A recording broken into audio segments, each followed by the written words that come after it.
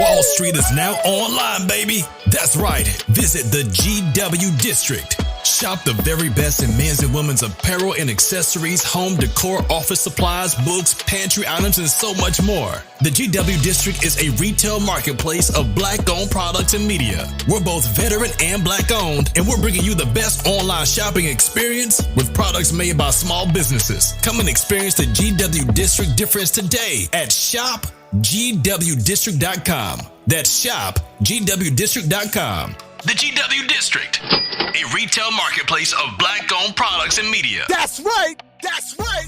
That's right. Hey, man. Good evening. What's going on, buddy? Nothing. Just another week in the life of. Yeah, it's always that way. But that's why we come on here, and it's kind of therapeutic, to be honest with you. Yeah, no, I mean, I like, I was actually commenting today. I said everything about the podcast is like it doesn't feel like work. It's pure joy. I love doing the research and looking through the books and trying to power through them all. It's watching the WWE product is like the only. If we make any money off this podcast, and that's basically what the money for me is going to be. It's I'm being paid to watch the WWE stuff. All the hours of reading and writing and researching and everything else, and hours of recording, that's all me. I'm happy to do that for free. But yeah, I'll take the money for watching the WWE. Oh, most definitely. Oh, I got to do it. That's right. Welcome to Pilgrim on Wrestling here in the Premium Smoke Room. And I am your humble co-host, Kevin of Southern Champ. And let me introduce you to the host, Billy Pilgrim. Oh, your introduction makes me feel so tall. It's actually really nice. Which is not the case, but yeah, no, it makes me feel so tall. How tall are you? I'm 5'7", like really just at the limit of 5'7". And How much you were taller than that? Huh? But you were taller than that, because I'm like 5'9", 5'10". No, I'm about 5'7". But the thing is, I guess the way I'm shaped and the way I'm built, the only time I ever feel short is when I'm filming certain scenes and they have us on something or they have us at some kind of weird angle, and that's the only time. And other than that, I small guy syndrome exists and it drives me nuts, but I could give a shit about my height.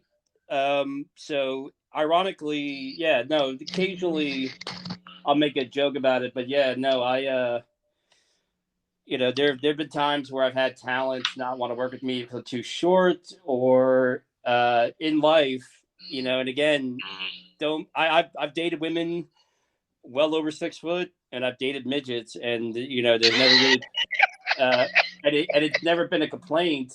And honestly, and again, I could give two shits. It's whenever I'm reminded of my height outside of filming a certain type of scene, is when somebody keeps bringing it up. It's kind of like when you can tell when somebody's not used to being around black people because they keep bringing up the fact you're black. So it's like, okay, so clearly my height is bothering you more than it is me. But I will tell you this, gentlemen, in the listening audience, if a woman is going to automatically disqualify you because of your height, and that's like the main reason, look on the bright side. She's most likely 9.5 times out of 10 not worth the capture or the chase.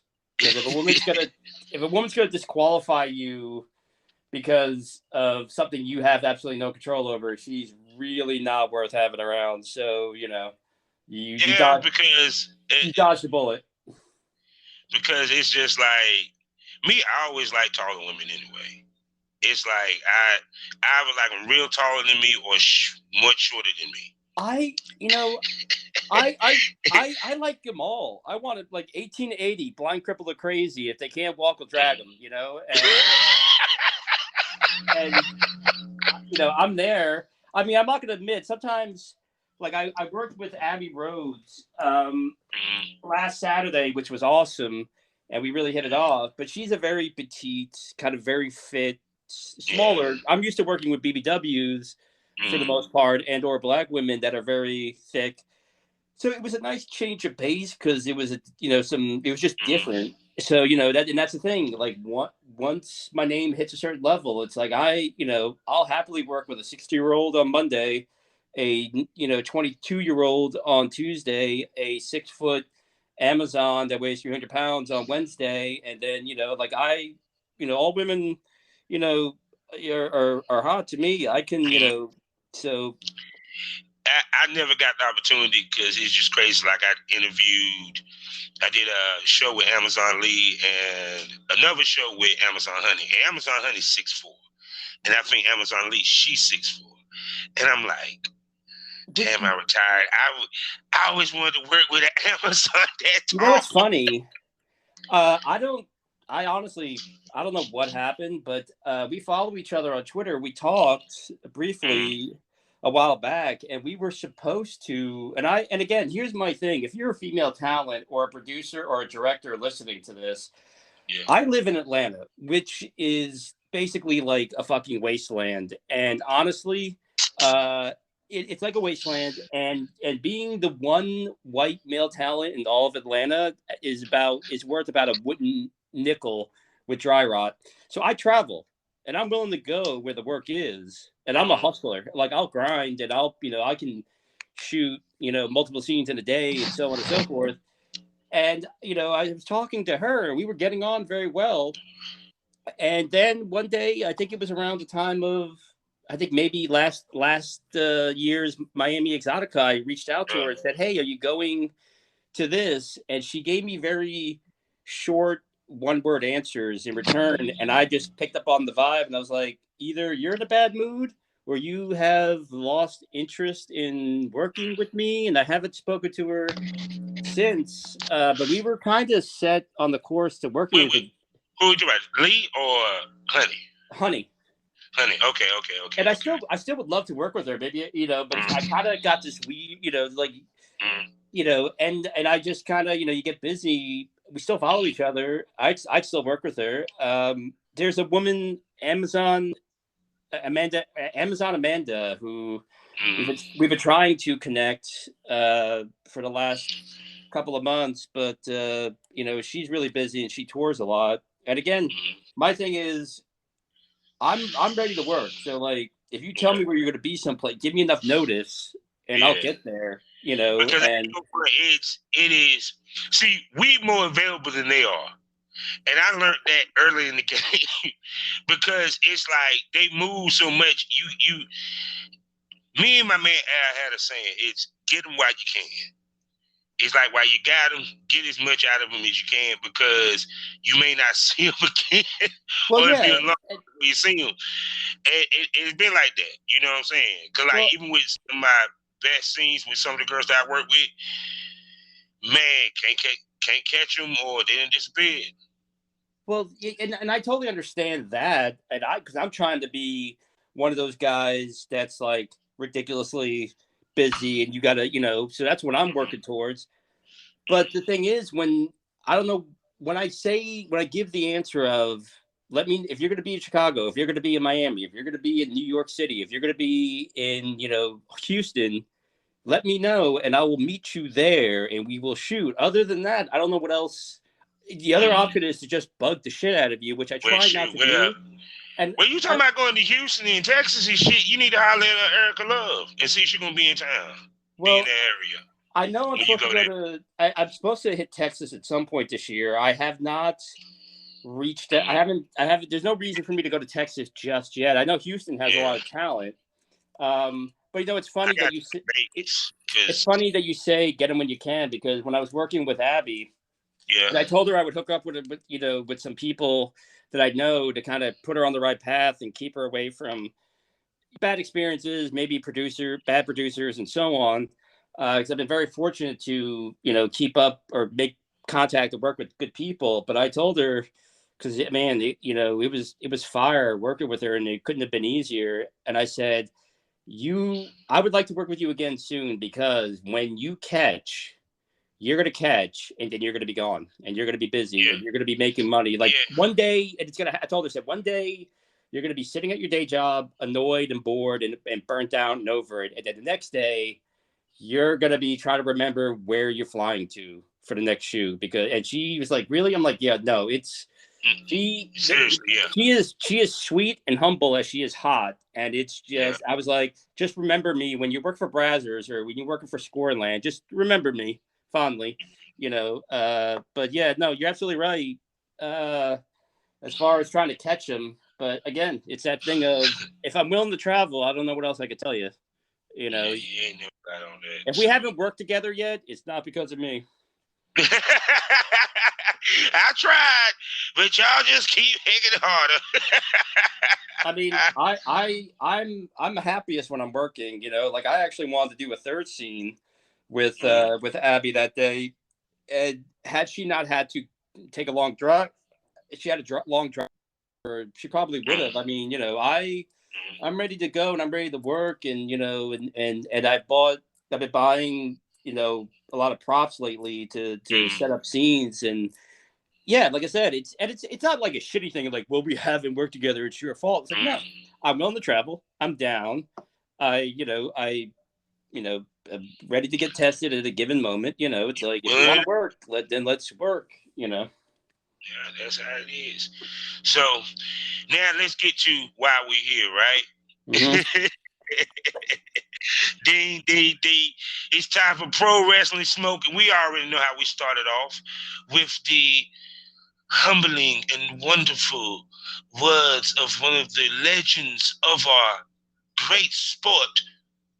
This is the Gordon Soley Poetry Corner. Go ahead.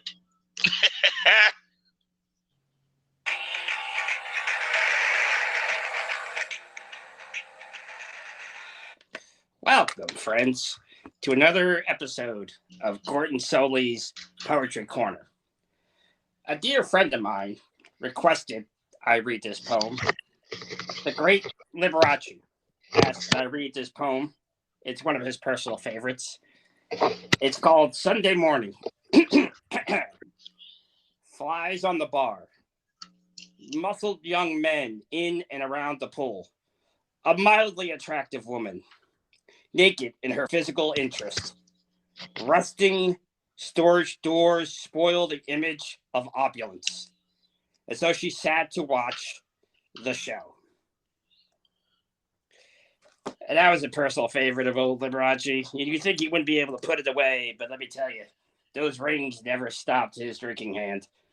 And I'd like to thank all of you for taking a break for the mat wars and the battles of the Crimson Mask, and enjoy in the passion of pro wrestling, and enjoying a little prose with me, Gordon Soley.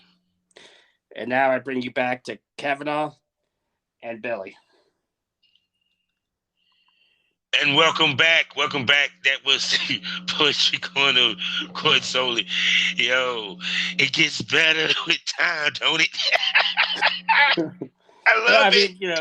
And it's funny. I got caught today. I was running errands because I'm making a special dinner tonight, so I had to go to like a butcher shop to get some. I'm making usabuco, and you can make it with different types of shanks, but the proper way to do it is get veal shanks, and you have to go to a butcher shop. And I try to practice while I'm walking, and I try to multitask. So I'm literally.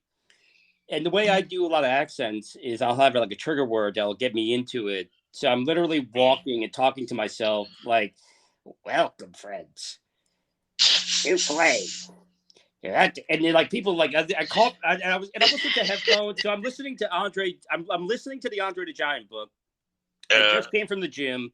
I'm listening to the Andre the Giant book while talking to Gordon Soley, while looking for, and like literally, I called somebody that's like just staring at me because all they see is a sweaty guy, workout clothes, going, "Welcome, friends." What a souffle, and like, he's got the crimson mask, and they're just looking at me like, and I was, what am I gonna say? Like, oh, I'm sorry, I was just practicing for a podcast, because we're, but oh God, yeah, I'm sorry. I just love to Gordon Soley. I'm sorry, Gordon Soley is like one of the greatest. It's just I grew up with that voice. He's our Walter. He's our Howard Cosell. Yes, it's like he was everywhere. I didn't even realize he was in Central States. Like, the fuck? I was like, he was everywhere. And even in his final days of broadcasting, when he was like, he was sick, but and everything, he was always like a heavy drinker, but they just realized, like at least Jim Ross did, that towards the final days of WCW, if you get him early and put him to work, you're fine. And he could still do the job. Like even I believe in some of the early Clash of the Champions, they just made sure he had his trusty screwdriver drink, at the table, and he was able. I mean, it's like auto memory. But at that time, he had been doing it forever. He was old. I think his health was starting to fail. And you know what? It's like you should be allowed to drink. You should be allowed to do whatever your vice is. Yeah. And and again, like we said about not to break the fourth wall, but this whole impression in the Poetry Corner is like an homage out of love, because and reading this book, the guy was a poet. The guy wrote books, and I mean the guy was a multifaceted and talented journalist. You can't deny the ability. They don't make him like Gordon anymore. Oh no. And then great segue to. Let's get to the important shit of the wrestling week. So, it's been a week of stupid decisions. So which dumb decision do you want to? So we got Stone Cold risking his health and his mental health. And we got Cody doing the dumbest fucking thing. And then we got with the Elimination Chamber. So which one do you want to do first? All right, let's begin with. I'm gonna begin with Cody. As everybody knows, Cody has now left AEW. Now we have heard the different reports of why he has left. Issues with him not becoming a booker, at odds with Tony Khan. Also negotiations with the salary. So now the rumor mill is that he will be in the WWE, back in the WWE. Now, my thoughts. Actually, no. I want to hear your thoughts first, and then I'll chime in after. I can't express, and I know it should be funny at this moment because I texted you like the level of that, but it's like it could not be the worst decision. And honestly, here's the deal: either this is like an Ole Anderson when he did the 2-year babyface run and then turned on Dusty and the Omni level of program that he's going to do something and then he's a genius and should get all the money in the world, or it is the dumbest fucking literally. And also the thing that it's the dumbest. I can't even get the words out without stuttering how dumb. And his wife was like the one black brand officer and all this other shit, like you and for money or ego, and here's the part: you were always gone. If you were there more, then maybe you would be applicable to giving you more money or making you a booker because you. But it's just the level of stupid fucking decision and out of control ego. I'm hoping I'm reaching like Ricky Morton. In minute 25 of a midnight match, hoping to get that hot tag that this is literally like an Ole Anderson type angle, because here's the thing: Bruce Pritchard, who I really just could not, I can't listen to him talk anymore, but he makes the sarcastic comment of like, oh yeah, we spent all this money and everything else just to bury him. You know what? Yeah, you fucking do. It's clear as day. They will pay him all the money he's willing, they want, or he's willing, asking for, and they will bury him as punishment for a lot of shit. And here's the best part: they don't make anybody special anymore. So like you're gonna go there and your wife, they're not gonna let you be the next Hunter Stephanie. Hunter and Stephanie aren't even Hunter and Stephanie anymore in the WWE. So what makes the fucking like. They're not even letting the real people be the people. And what makes you think you're gonna fucking, This how I look at it. at some point he was going to lose the Booker shoe because for the most part, how can I put this? For the most part, because he had so much going on, and two, which is funny because the way you talking, the name of this show is you you dumbed yourself out of position. But anyway, Cody, you big dumb son of a bitch. We give you a company. We let you book your own shit, and you dumb yourself out of position. Your wife is like a dick in a lesbian orgy. Nobody wants to see it, and you keep bringing her out. I swear to God, you'd rather talk about yourself than make love to a woman. You dumb Cody. You dumb. You big dumb son of a bitch. It's just crazy because the reason why I say that is first you took yourself out of the world title picture when it should have been obvious. You should have, if not been the first one, at least the second champion. And because I'm pretty sure Khan's original plan was Cody to be the champ.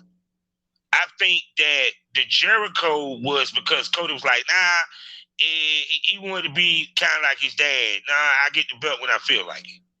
Well, you feel what I'm saying? Well, here's the thing. Cody proved in like Ring of Honor and New Japan and all these other places, he could wrestle. His booking was at times a little overbooked, but I think that could have been tempered over time. I think he had this golden opportunity, but he was never there. And then eventually his programs took this ridiculous turn where he would be, some guy would come in and beat him up, and then he'd disappear to go do a show, and then come back and get the comeuppance, and then do whatever. And then the same thing would happen again. And the fans turned on him because you're never there. Like you now have a company where you are guaranteed the top spot. He became kind of a Cena. Like Cena in many ways. But here's the funny thing. Cena, until the moment was absolutely right, put wrestling first. And he always remembered where his bread was buttered. And, he put in a lot of time before he got, the Peacemaker and the Suicide Squad movie. And, he did bit part, he had to fucking share screen time with Amy Schumer. I mean, Jesus Christ. Talk about paying your dues. Sharing the screen, being on set all day with that fat, unfunny Cabbage Patch doll, anti-sex worker twat. I mean, Christ, that, ugh, looking at that face while being nude. I mean, but the thing is, with Cody, they're going to push him just for a point because Vince. See, I don't think a lot of the podcasts talking about it or really dug into it. This opportunity, Vince, to shove it in AEW's face. Okay, I took one of your founders. Well, you actually took him. They basically handed it to him because you want to be honest. And he's going to definitely push Cody now, whether it's to a title, I don't know. Probably best in the Continental because I know what's going to happen like you. He's going to eventually pushing him, and then, period. Initially, when the hype is, now depending on when he debuts. Now, if he debuts at WrestleMania for whatever reason, and we're not talking like a match, he debuts, by SummerSlam, he's going to have some kind of big match, and he's going to lose. And then after that, it's going to be slow burial. There's going to be some kind of stupid, absurd angle. They'll probably stick him with the Apex Albatross, Randy Orton, and, and bury him that way. Because anybody, especially if you're a new world champion, anybody works with Randy, you're done. Like, I've listened to several podcasts where they talk about how he's the best right now. And I'm like, really? Because everybody I've ever seen him work with, like, they basically get called the RKO, and then, or he always has the upper hand. He never gets really his comeuppance.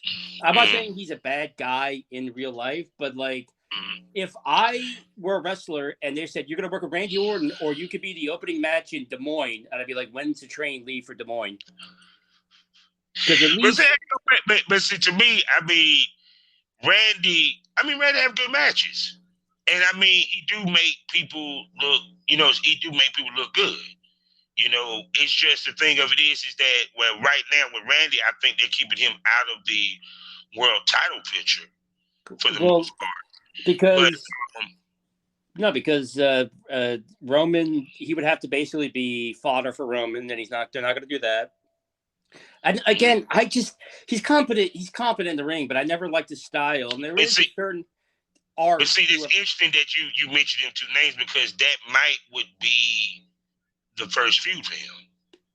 What, Cody and Randy? Sense. Yeah, Cody and Randy. Well, then Cody's going to be buried before he even ties his boots. Because, but you know, Vince would probably put that because who else would he feud with coming in? Well, knowing the way the WWE books shit, and they're gonna make him pay, and they're gonna bury him, but they're gonna get the initial ratings out of him, and then they're gonna make him suffer. They're gonna pay him enough to send his kid to like 7 colleges, but they're gonna bury him. They will probably put him in a thing with Roman, or at least Roman adjacent pretty quickly, and then have him probably do the honors at SummerSlam. But if they put him in with Randy, I'm sorry, there's a certain art form to wrestling. Like Terry Funk basically made all of the 90s with working with everybody, and he made everybody he worked with. CM Punk is currently doing it. You can watch it live on AEW every week. There's a way when a wrestler hits a certain level in his career that they don't actually have to win, and they don't need a belt. Randy is not that guy, in my opinion. If you put him with Randy right off the bat, that means Randy has to lose the feud and actually. And that's the other thing. I've never seen Randy just like get owned in anything I've seen him in. So like, look, Jinder Mahal, Drew McIntyre. Well, I mean, he plays to the character because he's the Rouse. He's the Viper. You feel what I'm saying? It's kind of like. But even Stone Cold, like at the end of a Raw, sometimes was getting like overwhelmed or tied up or got his ass whooped or something.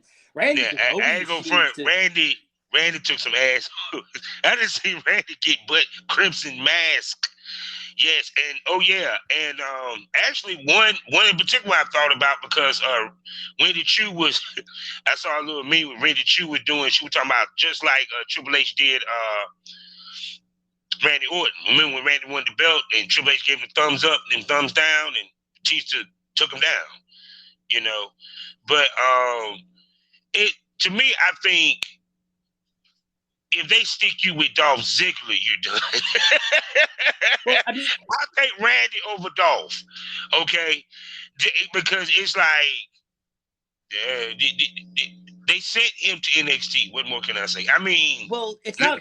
Here's the funny thing. This is where we're going to disagree. Because if I was coming in and they offered me Randy or they offered me Dolph, I would take Dolph because Dolph will do business, and Dolph, is probably now that Matt Cardona's not there, is probably one of the most wasted talents on the roster. And he's a guy who's willing to put anybody over. The guy, I mean, fuck, he was promised out of his contract. He did a job for Goldberg, and then they pulled the rug out from under him. But Dolph is way more versatile of a worker, and he's willing to do the job and make you look like $1 million. Where Randy, it's like you make. But I'm talking about within the ends of the mind of Vince McMahon. Well, Vince McMahon, I mean, then try to think like room temperature pudding. Can you think like room temperature pudding? It's like yeah, I can't even do it. I do not understand anything that man does when it comes to professional wrestling. I have given up, and actually I know why, because he hates professional wrestling. But that's a story for another day. You saw the quote. We got to go into that. You saw the quote where he thinks the product's fine. He doesn't understand why everyone's so upset. Yeah. He's the kind of guy that will shove his thumb up his girlfriend's ass unexpectedly with a hangnail and then wonder why she's screaming at him. It's like that's Vince. And I watched the Elimination Chamber thing, and I mean I had to fast forward through a lot of it, but it was like cheese. Like, and again, they don't have. There's no, with the exception of a few guys. There's no. But since you mentioned the Elimination Chamber, I will say this. The women showed out, the men did not, to me. Well, the women more often The than women not matches. do. Go ahead. I'm sorry, what? No, what you about to say? I'm sorry. Oh no, women do they put in more work than they put in more work and better matches than the men, but they fired half their women. And yeah, no, I mean, I'm sorry, I just cannot. I think it's a weird form of denial. Like, I cannot believe, especially his wife, and she's also somebody that's trying to cram herself into, and she can't make up. If it doesn't work for 1 week, she immediately drops it and tries something else. Mm-hmm. And they're going to leave something where they're guaranteed to be at least at the But top of the card. But see, what's crazy is It's Brandon so ain't dumb. It's so dumb. It's like, Brandon ain't even going to WWE. That's the funny part. So here's the thing. It's a smarter idea to walk into like a Nation of Islam meeting, wearing a fucking, I don't know. Like I'm just so, again, like I said, every time I think about the fact that he's walking away from AEW, my brain just shuts down. But it's like, you might as well just walk into a Nation of Islam and go, hey, which one of you boys wants to drive me home? I think it's like this. What he didn't get is this. The money that Khan brought in, the people that Khan brought in,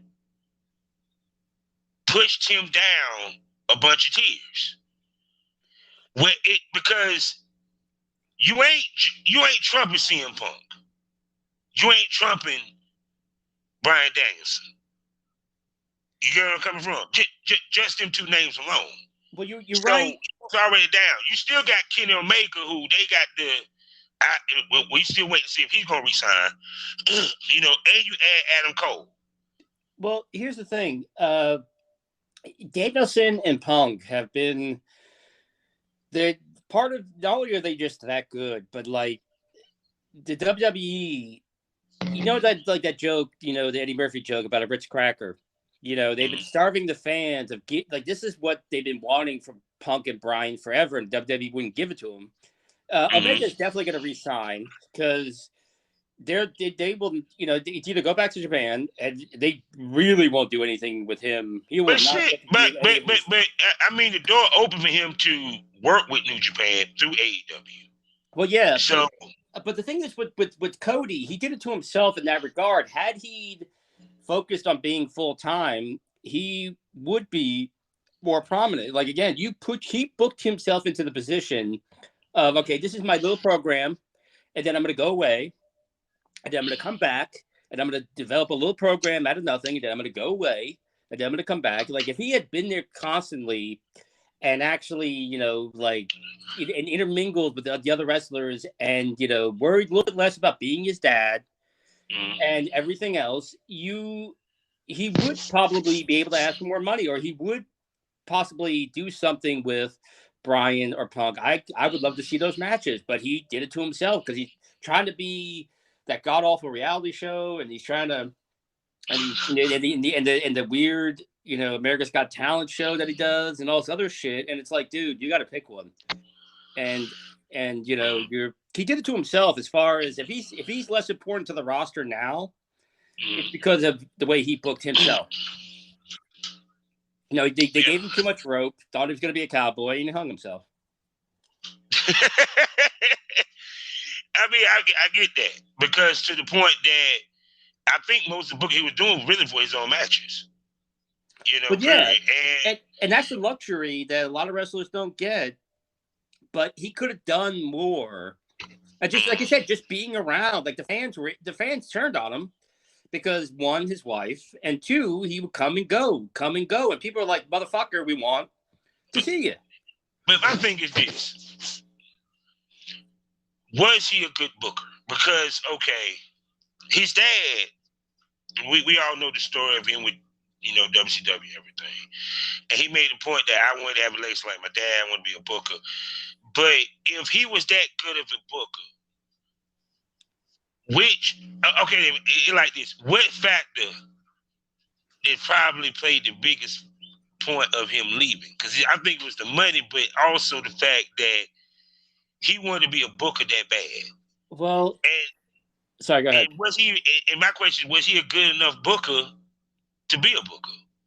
Well, I don't know what else he booked besides his own stuff. And again, he could have a good match and make it, really like, a really good match. I mean, he won match of the year with his brother, and he had that great match with the NWA champion, the British wrestler, Nick Aldis. Nick Aldis and everything. But his stuff at times, at least for him, when he was booking his own stuff, was a little overbooked. And I think if he would have, I think in time it would have, had he actually been put in charge of other people, then maybe he could have. Because the thing with the weird Nightmare Family walking in, and the just the pomp and circumstance, I think he has the potential of being a good booker, but he has to realize you are not Dusty. This is what caused Dustin so much misery for so many years. You are not Dusty. You are Cody. Be Cody, and you don't need to have fucking 58 people walking down the thing with you. You don't need to, like that weird program with with the boxer about black and white and having a mixed race baby. And, like you push the stuff that's not there.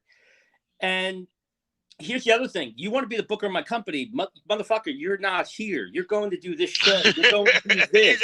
How are you going to sit there and tell somebody?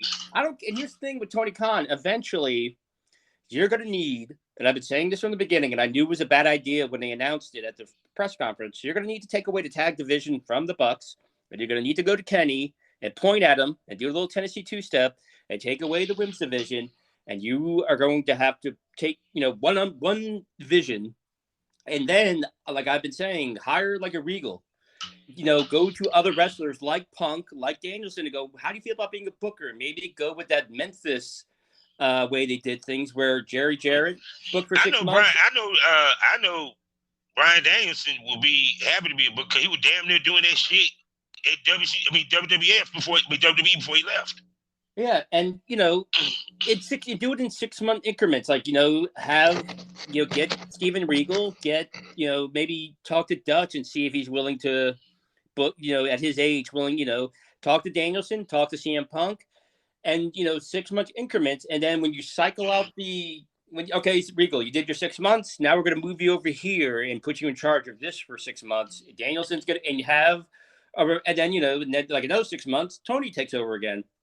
Because you cannot be everybody's friend. You are trying to run a wrestling company. You got to stop signing everybody under the sun, and you need to really put. There's a growing thing that I'm seeing in the show, and that the show is not interconnected. It's like it's a weird thing of like, this is the Punk segment, this is the Daniel segment, then here's like whatever. And the show needs to have a more cohesive thing. And actually, this reminds me, and I'm really starting to get annoyed with it, and it needs to stop. The Dark Order, enough. They I cannot believe that they get this much TV time all the fucking time, and they're never improving. George South was a bigger threat. Like, it's the most impressive job squad I've ever seen, and I'm sick of looking at them. And if you get rid of the Dark Order and just stick them on YouTube, and the amount of open TV time you have, you would actually have more time for more feuds and more time for the wrestlers that you keep signing. Like, the Dark Order thing, or the Dark Order, is not going to work. It's never going to work. Enough's enough. They need to, enough with the TV time, enough with the different movements and them coming in. I think what in my opinion hurt the Dark Order, and then we got to move on to the Elimination Chamber, is that they didn't make them intimidating heels. If they were able to have done that, because they were joke heels to begin with, walking in. You feel me? Yeah. Because I actually like Evil Uno and Stu Grayson. Put him back, make him a tag team again, away from the Dark Order. Yeah, and actually, I like Silver and Johnny Hungry. That's how I know him. But I like them. Period. It's just like I said, because a big comedy act, but when your name don't speak comedy act. When I hear Dark Order, I hear some sinister shit, like, you know what I'm saying, the manifesto on ICW, you know, period, which which people need to check out ICW. I love them. The manifesto, they're dark, they're villainous, they're evil, you know what I'm saying, they're rebellious. So you would think that with the Dark Order. So that's just my take on it. I mean, it's just okay. Last week they had this weird pull apart, and then the guy that's dressed like a Deathstroke started attacking, and like literally the worst coordination I've ever seen, attacking security guards for no reason. And now all of a sudden, he's a big threat to Adam Cole because he beat up a bunch of security guards that stood there and awkwardly charged him, like literally with the face expression of "I'm supposed to run at you now, right?" And then he had a match, and then they literally let him go for the Panama Sunrise twice and have it foiled by a guy who is like literally I've seen get punked I don't know how many occasions and doesn't wear his mask when he's on the Cody show. And it's like, okay, I was like, you know what? I understand in the beginning you had this vision and then they were kind of funny to somebody for like 5 minutes. It's like, this needs to stop. I'm not saying get rid of Uno. I'm not saying get rid of Grayson. Like, I would have them do a storyline where they become a new version of their old selves and let them enter the tag division where I think they could probably do some good.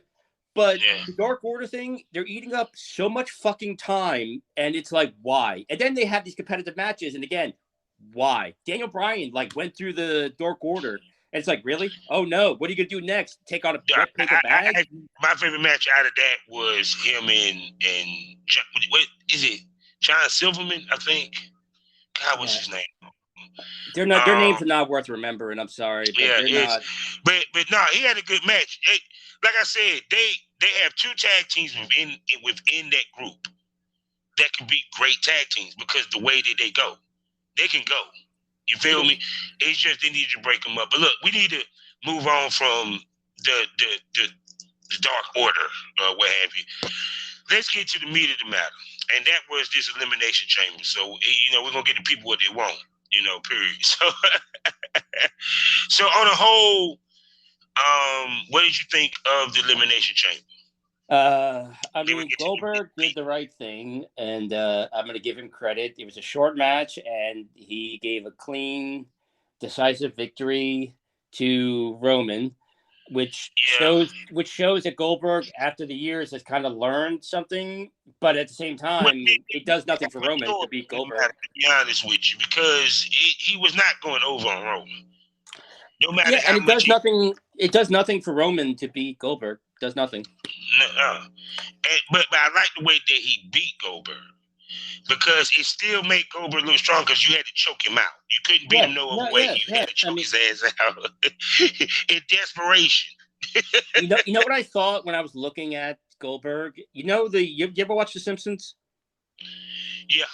Oh, come on. I grew up on The Simpsons. It's a famous episode, and there was like a joke where Homer wants to belong, and there's the no homers club. We're allowed to have one. It's like, oh, Goldberg is the Jew club. Like, no Jews. We're allowed to have one in Saudi Arabia because they have the the WWE's club. Bring the one Jew. We like him. But then he makes him leave right away. Like, I guarantee you, Goldberg probably didn't even change out of his gears. Like, get me on a plane, get me out. Yeah, he was out. But a lot of the matches were kind of like, but also, I guess the thing that they're gonna have a rematch with Becky Lynch and Bianca Belair. So I don't know what they're gonna do with that. There's still some potential to rehab Bianca, which would be good for everybody involved, which I don't know if they'll do. And then they had Lita, with Becky, and again, who the fuck cares? It would have been more impressive had Roman choked but that out was Lita, a good. But let's stop right there. I want to unpack that match. That was a good match. To me, that was the match of the night. To me, that was the match of the night. And it was funny because I thought about you when it came to Lita. And Lita, how can I put this? Okay, Becky, I know Becky called this match. I do not believe that Lita called this match. I think Becky called it in many ways. And it was a very good match. Actually, to me, like I said, the match of the night. Because for a second, I thought Lita was going to win this shit. I thought they were going to pull okie doke on us. Because the way that they set it up, it was good back and forth. It made sense because Becky did dominate her for the majority of the match. Yeah, she supposed to dominate her. She's not supposed to come back after she been gone, 16 fucking years and supposed to be killing it? Come on. They're not supposed to, but that's what the WWE does. That's what they constantly remind you that these people that watch our show every week, watch the multiple shows we have, but just remember that everybody that's now in their late 40s and 50s could come back at any moment and kick the shit out of everybody, but still come back and watch, my TV show. I mean, it was a serviceable match for Lita, which I give a lot of credit to Becky. But again, I don't see the point, especially in Saudi Arabia. Like, why is she here? It just no. And again, it's not even a dig on Lita. It's like you're really starting to hit the wall of you're at an attitude era. That type match, and I would expect that type match at a WrestleMania or a SummerSlam. Honestly, I just they hit a wall with bringing these people back for a minute. It's like, look, you're gonna eventually what are you gonna do then? Bring back the aggression? John Cena ain't coming back. The Rock ain't coming back. No, Batista ain't coming back. Triple H. I mean, you're lucky he doesn't smother you in your sleep. Randy Orton ain't going anywhere, and he's got no shoulders left. So I don't know how many more years he has left. The poor bastard, literally threw out his shoulder doing that little on the ground punch thing. He had to go get surgery. He threw out his shoulder doing that. From all those years of the RKO, his shoulders are shot to shit. So I don't know how he's in great shape, but I don't know how many more years he has, and he has to go away in order to bring it back. I don't know. It boggles the mind because it's a complete absence of logic. It's so, and also there's this lack with AEW. Even though their show at times can be disconjointed, there is a sense of there's something here, and there's this particular wrestler team was over here 6 months to a year ago, and now they're over here now. What's going on? With WWE, it's kind of and I give a shit because that's the name of the game. I give a shit because. Yeah, because like I said, I got to give it to them. To me, that was the match of the night. And then the other women's match which is, of course, the Elimination Chamber, which you mentioned about Bianca Belair, that was good. Actually, in my opinion, better than the men's. In every which way, but we'll get to the men's in a second. Save the men's for last, because I really want to dig into that shit. But the women elimination chamber, it was I had to give it. I like the fact that Bianca went over. I like the fact that Bianca and it was Alexa Bliss at the end. I would have preferred Rhea Ripley because I would have loved to see that dynamic again. For the end of that? Yeah, I mean, Rhea Ripley is, again, somebody who should constantly be in the title hunt, who should be portrayed as a huge star, who has this amazing look and everything else. But, again, let's bury her because our fans are so dumb that we can just bring her out whatever we want. We don't like her accent. No, I love Rhea Ripley. Rhea Ripley, to be honest with you, Rhea Ripley would be, right now, she'd be fucking champ. That would be my fucking monster. She would be probably, if I was gonna have her on the main roster, she would be the one going to WrestleMania to wrestle Becky Lynch, or be honest with you, this is actually how I would book. Since they did the whole song and dance with Bianca Belair, Bianca never would have lost the belt, and it would be Bianca and Rhea Ripley at WrestleMania this year. And finally, I would give Ripley the WrestleMania win that she's been needing because you damaged her so bad. And I would, and again, she should be a constant threat to either there's 4 women titles. Rhea Ripley should be like a constant threat because she has the talent to just be picked up and go, we're going to put you back in England. We're going to pick you up and put you in NXT. We're going to put you on SmackDown. But they're not booking her that way. I don't think she literally has spent so much time on her back. I'm going to tell you right now, if I had it my way, right, I would team Rhea Ripley with Sonya Deville. You get what I'm saying? Yeah, they're the equal tandem too. Like as a manager position? Huh?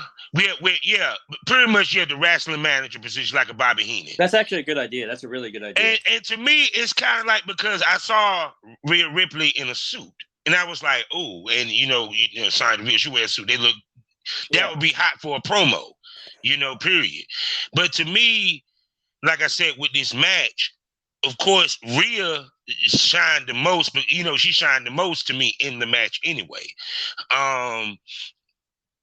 Because also a little side note, last year they had the girls wearing T-shirts. This year they weren't wearing T-shirts. Yeah, I mean, it's hilarious that Saudi Arabia, those fuckers, are trying to act like they're all civilized, but meanwhile they're still afraid of women. And here's the funny thing. You do again with the booking. That's actually I never thought of that. I never would have thought of it. Her being her mouthpiece / occasionally make it a special attraction where like the Bobby Heenan thing where they have a tag match and then she gets her comeuppance. That's actually a brilliant idea to make her, because she's not really wrestling a lot, to make her a manager and have her with Rhea. They have similar looks. That's actually a brilliant. They should hire you.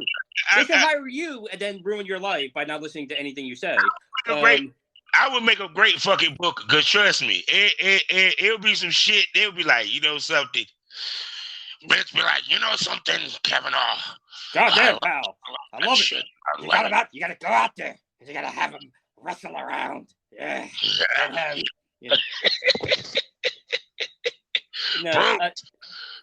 And also, Rhea Ripley they've beaten her to powder. She spent so much time on her back. I'm not joking. I'm like literally a week away from trying to DM her. I mean, it's like, put it this way. If they should gave her the Nia Jax protection. You get what I'm saying? No, I'm going to tell you right now. She's supposed to get that protection, because I'm sorry, Rhea just that look. She's a monster. I can't understand how y'all don't see that. She's supposed to be. Well, everybody with eyes sees it. Everybody with eyes sees it. I'm not gonna. And like I said, they have her on her back so much. I'm literally a week away from DMing her, asking her like, "Do you want to work together?" Because because at least I'll put you over. If you work with me, I'll put you over. I'll let you get on top. You'll win in the end. At least when you're, I mean, the drawback is you gotta fuck me, but at least you'll win. Like I'll do the George South for you. Oh God! Quick side note.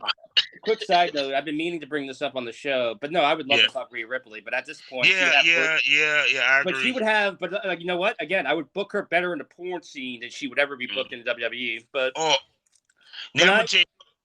Go ahead. I'm sorry. Well, no, when people ask me what it's like to do a porn scene, and this is a wrestling podcast, you're a wrestling fan, I tell them it's like a Rock and Roll Express match. You go in, you have the opening, you lock up, and then she sells like Ricky Morton for 20 minutes. She makes the hot tag. You make a little bit of a comeback, and then you go home.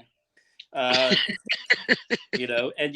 make sure, keep an eye out for the racket, because, you go to the finish a little too soon. You fuck up the booking of the match. We might be knocked out. You looking for the ref? Yeah, exactly. The cameraman takes a fall, like a cameraman. He got a chain. Don't do a chain in the ring. Referee knocked out. I had a pin. Yeah. No, he didn't. Like I said, come work with me, Rhea. I'll put you over. Come work with me. But like I said, it was a good match, yo. Even with Alexa Bliss, was good to see her back. I wonder what they're gonna do with her for WrestleMania, because I know that she's gonna have to have a match. I just wonder who they're gonna have her against. They'll probably have her wrestle Rhea. They'll probably, because there's obviously something going on there. They'll probably have her wrestle Rhea. I don't. I'm actually. We have to watch the pay-per-view for AEW, which means I'd have to pay for it. Which the way they're building it up, at least with the dog collar match, it's like, all right, I'm not thrilled about spending the money, but I'm looking forward to the pay-per-view. I do want to see a good dog collar match. The WW, well, at least because it will be a dog collar match, because they keep bringing up the original one, so there's going to be blood. It's going to be very stiff. Oh yeah, see, okay, then we had to take a side note. We'll be back to the Elimination Chamber in 1 second, people. Okay, look, I am sorry. When he announced that it was a dog collar match, I said, yeah, I think I might have to pay for this pay-per-view. I might have to come out of pocket for this one. Yeah, because... I knew this when we were doing the podcast, that I was like, okay, I'm gonna have to pay. Luckily, they don't have one every month, but also being porn performers and like yelling at people to pay for their porn, we can't steal the pay-per-view, so we actually have to pay for the pay-per-view. Had to go through fight. I mean, and and I have to say, like, I want to see this match because I know they're gonna do it right. You would have to pay me to watch it if it was a WWE dog collar match. Oh hell no! It would be they wouldn't even have a scratch. See, fans, listen to us so you can understand this, because these one of the free episodes, so y'all better enjoy this. But actually, it might be free throughout. We might be giving you something for the premium. We're working on that anyway. But anyway, a match of that caliber, a dog collar match, a chain match, a cage match, should have juice. Sorry. Yeah, I missed the WWE. One of my favorite matches was a 3 stages of hell match. So people can understand this. This is a side note that we got to get back to this elimination. It was 3 matches. It was a war between Triple H and Stone Cold Steve Austin. This is probably on my top 10 of greatest matches I ever watched. This match, the first fall was a regular match. Second fall was a street fight. Third fall was a Hell in a Cell. Okay? Yeah. They were bleeding by the street fight. Yeah. And that's, and it was a blood feud. Understand, these two, this was the time where they really didn't like each other. It was ugly between them two. Period. This ain't going for, and it won't for a belt. No title was involved in this. Yeah, that's the thing. If Roman and Brock want to bleed, like Shawn was the only one that Shawn turned juicing into an art form when his second run. He it's that weird. Oh well, everybody has to do this, but my 1 or 2 favorites can do whatever they want. If Roman wants to bleed, or if Roman is wrestling Seth Rollins and he wants Seth to bleed, then Seth will bleed. Because people don't realize. If you listen to this, go on YouTube and watch the classic Rowdy Piper. Yeah, it's Craig Valentine dog collar match. It is it still holds up. Beautifulness. It's almost 40 years. It's almost 40 years ago, and it still holds up. Man, I showed my kids they got that match at this bitch, man. It's beautiful. Y'all don't understand, God dang it. Go ahead. No, go ahead. It, to me, because it told a story, and they used the chain in every which way you can think of using the fucking chain. From wrapping around their fist, punching each other, to whooping each other, to choking each other, to pulling each other into the ring. And oh, by the way, I think the match was 15 minutes? Yeah, no, they don't. They take their time. And you thought it was 30. And it was a long, and it was a real thick chain. Like, you're obviously going to use a thinner chain for this match, but it was like an actual logger's chain. And that's the thing too with the various chain, strap, whatever. and I think it was a WWE. No, I don't know what the lame rule with the four corners. Like if they're gonna do it right, they need to have it by pinfall. Yeah, actually, because actually the strap match was the one that supposed to mean you got to touch all four corners. The dog collar match was pinfall. Yeah, and the thing with the four corner thing, again, it goes down to the talent of the wrestlers involved to make that work. You know, because most of the time it was just lame as shit, and then every once in a while you get a Wahoo, or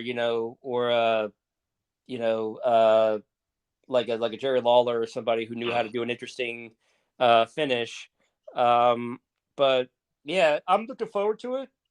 But with WrestleMania, it's like I could give it. I mean, it's 2 days, which now just makes it more like really. Which I already know what the headline's going to be for each day, but we'll get to that in a second. But I wanted to move back to the Elimination Chamber. Like I said, the other women's match. Well, they had a bunch of them. I had to give it to them on that one. That's in Saudi Arabia of all places. It was Saudi Arabia of all places. So hey, they like the WWE there. Ronda Rousey, her tag match. I like the fact she came out in the gi. Yeah. she had to be the oddball. She was like, I like about the way that well, shit. She did just have a kid. I mean, I'm sure she looks great for somebody who just had a kid, but you know how, I mean, yeah, she said, I don't want that little, pouch. And here's the other thing too. You really do gain an appreciation because Princess Havoc put out a clip of us, like an outtake, and I was joking around, like we were kind of, you try to stay hard, or you try to warm up, while you're trying to set something up, and just the way she was positioned, and I'm straddling this thing, and I got my back arch, and I look like I'm 50 pounds heavier than I am because the way I'm positioning, and it's like you really do gain an appreciation where you look good for the average person. Then you get on TV and either you're naked or you're like near naked, and just all the flaws come like dancing out. And so I'm sure she probably wore the gi also to like I'm sure by WrestleMania she'll be like to where she would want to be, but I'm sure after that long flight and being a mom and everything, she's like, fuck it, I'm putting on my pajamas. But I ain't gonna front. I like the story with that. Wasn't surprised that Johnny Deville faked the arm, and I mean they played it. They played the matches right. It's like this with these matches, with all the women matches, they did it right with the booking, with the pacing, with the way that the match went. Of course, Ronda got her offense with the one arm. Of course, you had Naomi. And what I really liked at the end, which is I'm going to be curious coming into SmackDown, Flair basically left to her own devices. Yeah, I mean, Charlotte is doing. I mean, I think Fit Finley, at least he was for a long time, is the one that kind of handles the women. I don't know if he still is, but he knows, how to. He's the one that I think works with the majority of the females. But Charlotte as always is great, and she knows how to play the part. What do you call it? Why am I blanking on her name? The super hot black Naomi. Like again, another amazing athletic talent who is probably one of the most beautiful women on the planet. You're not doing anything with her. I just want to say this and just get out the way. Boy, did she fill out that suit. She fills out 3 suits. Yes, Lord. Good night. See, you ought to have, next time you shoot a scene with Lyric Sky, you ought to have a dressing like Naomi. I'm just saying. I mean,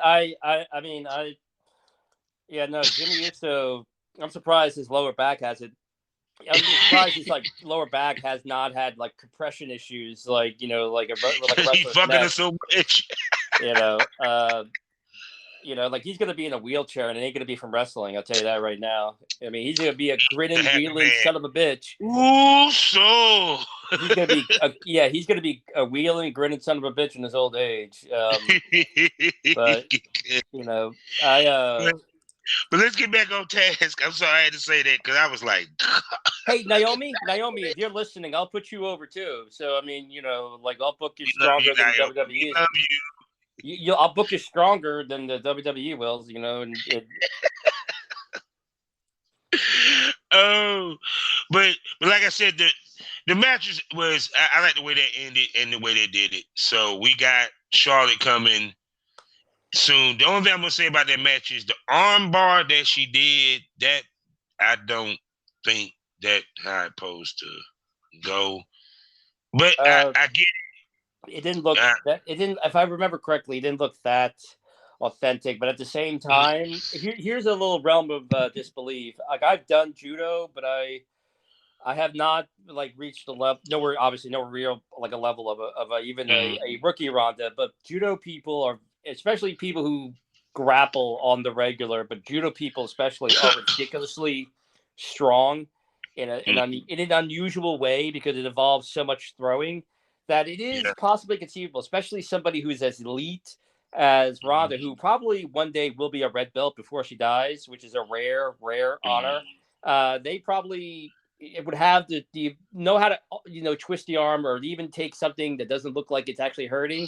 And there's a realm of, well, she could do it, but so you could always argue that because Ronda could kick the shit out of you without getting out of a chair. So it's so true. And yeah, she showed them kicks in that match. Oh yeah, most definitely. It was. Here's a quick sidebar. When Ronda really first broke out, I was still doing comedy in New York City, and it really became a discussion amongst men about like, oh, you think she could kick your ass or whatever, or you a woman? And I got dragged into the conversation several times, and my answer every time was, yeah. And everybody's like, what? Are you kidding me? I'm like, okay, first of all, she is an Olympic judo practitioner. Champion. But also she won a bronze because, and here's the thing for anybody who doesn't know, judo competition, especially in international competition, is really hard for Americans. It is definitely a strong bias against Americans. So the fact that Kayla Harris won 2 gold medals and Ronda won a bronze is beyond exceptional. Which they don't say shit about that when it comes to Ronda. They don't admit that. And here's the other thing too. I tell dick jokes, and now I fuck for a living. So like, am I better in bed than your boyfriend? Possibly. Can I deliver a better punchline? I used to tell jokes as a profession. Ronda hits people for a living. That's all she does. So when she goes to work in the morning, she's practicing punching people all day on top of already knowing how to grapple. So yeah, she could kick my ass. And people were just like, the vagina does not all of a sudden make you weak. Something else they don't think about. She trains with men. But she just trains. I'm sorry, because how many women are actually in judo, and 9 out of 10 in that class is majority boys. Look, if you do, hell, even if you're a shitty, even if you're the worst jiu-jitsu guy and you're a white belt, you're the worst jiu-jitsu guy in your starting class.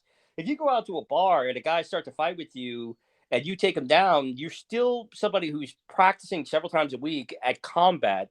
Anybody who practices in combat, whether it's like as a hobby or as a profession, they have the greater odds of kicking your ass and sexuality and whatnot. She can actually wrestle men. She can actually wrestle men. And people like, I'm like, there's no shame in losing to Ronda Rousey back then or now. And yeah, she can kick my ass. And I don't even think she has to get out of a chair to do it. As a matter of fact, I don't even think she has to be fully awake. I think I could probably wake her from a really deep nap.